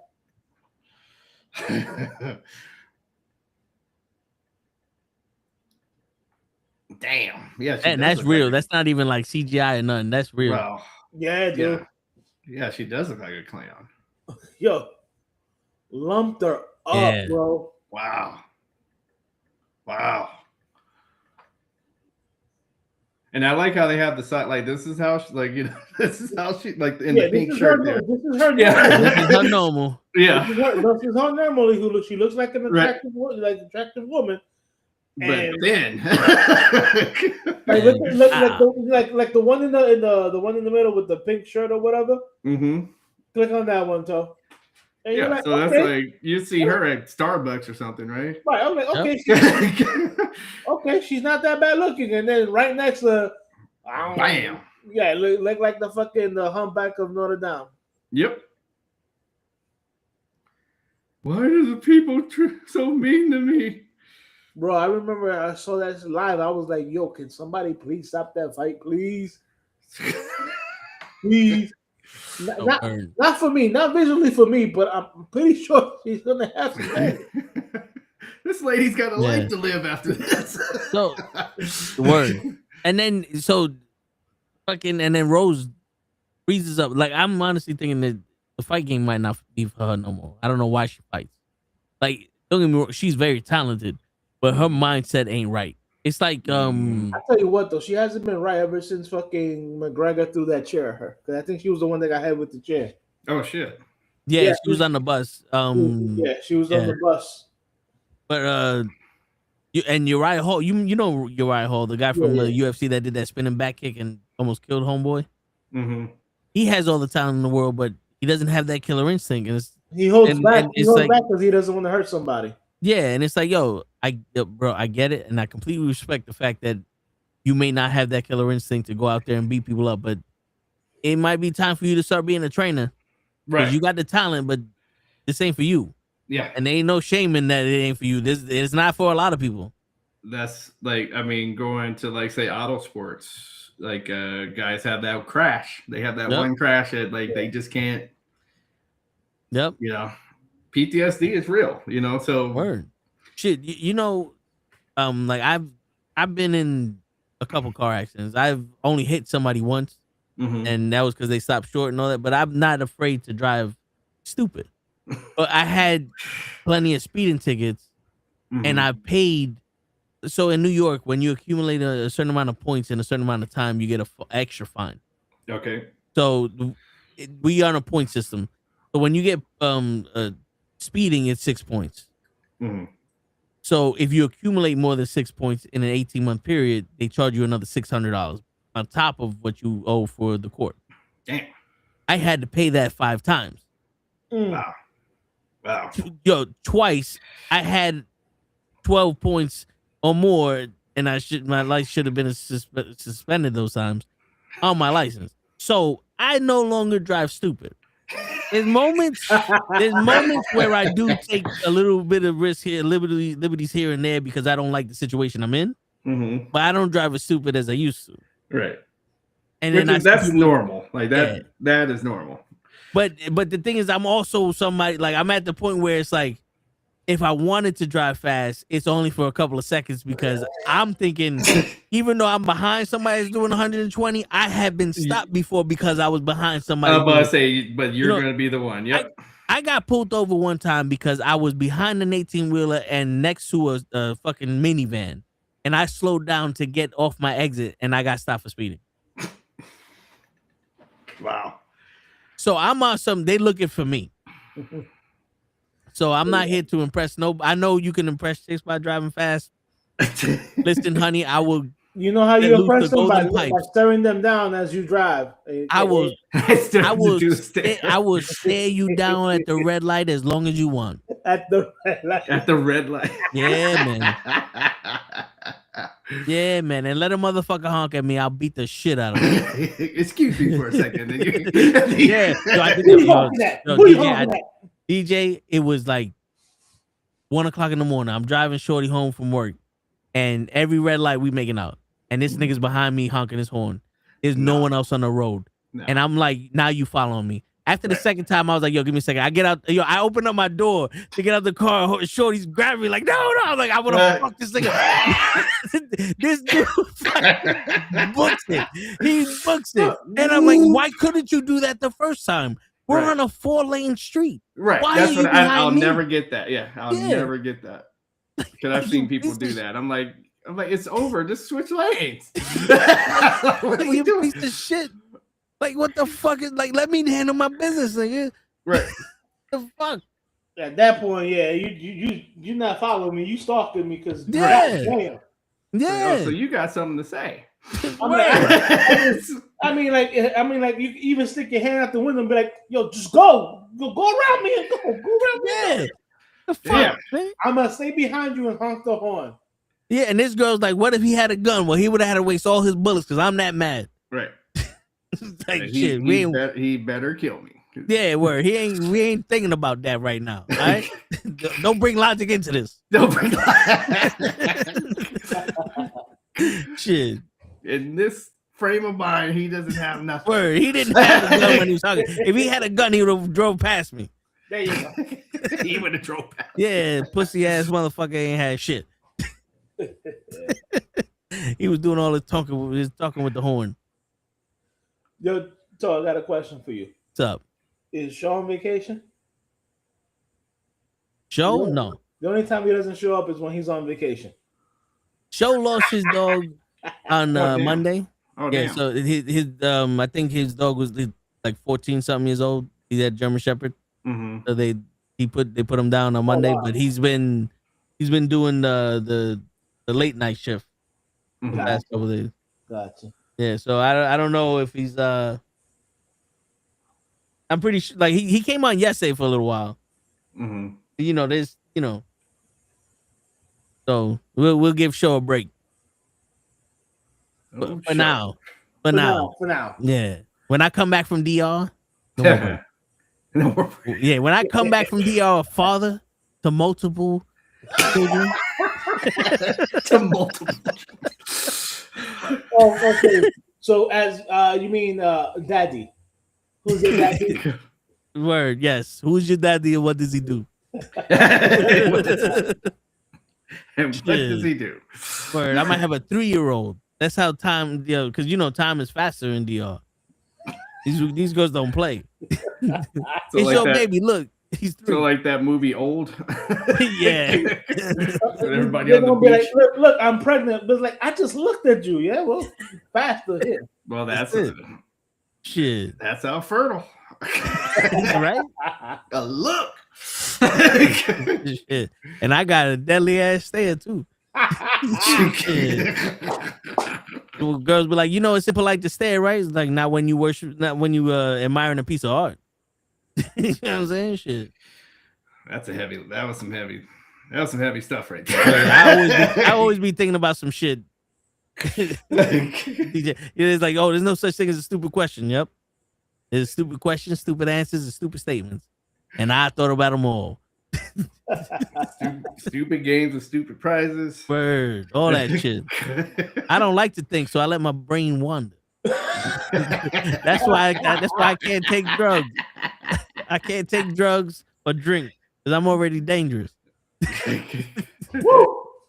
Man, that's some deep stuff right there. Word.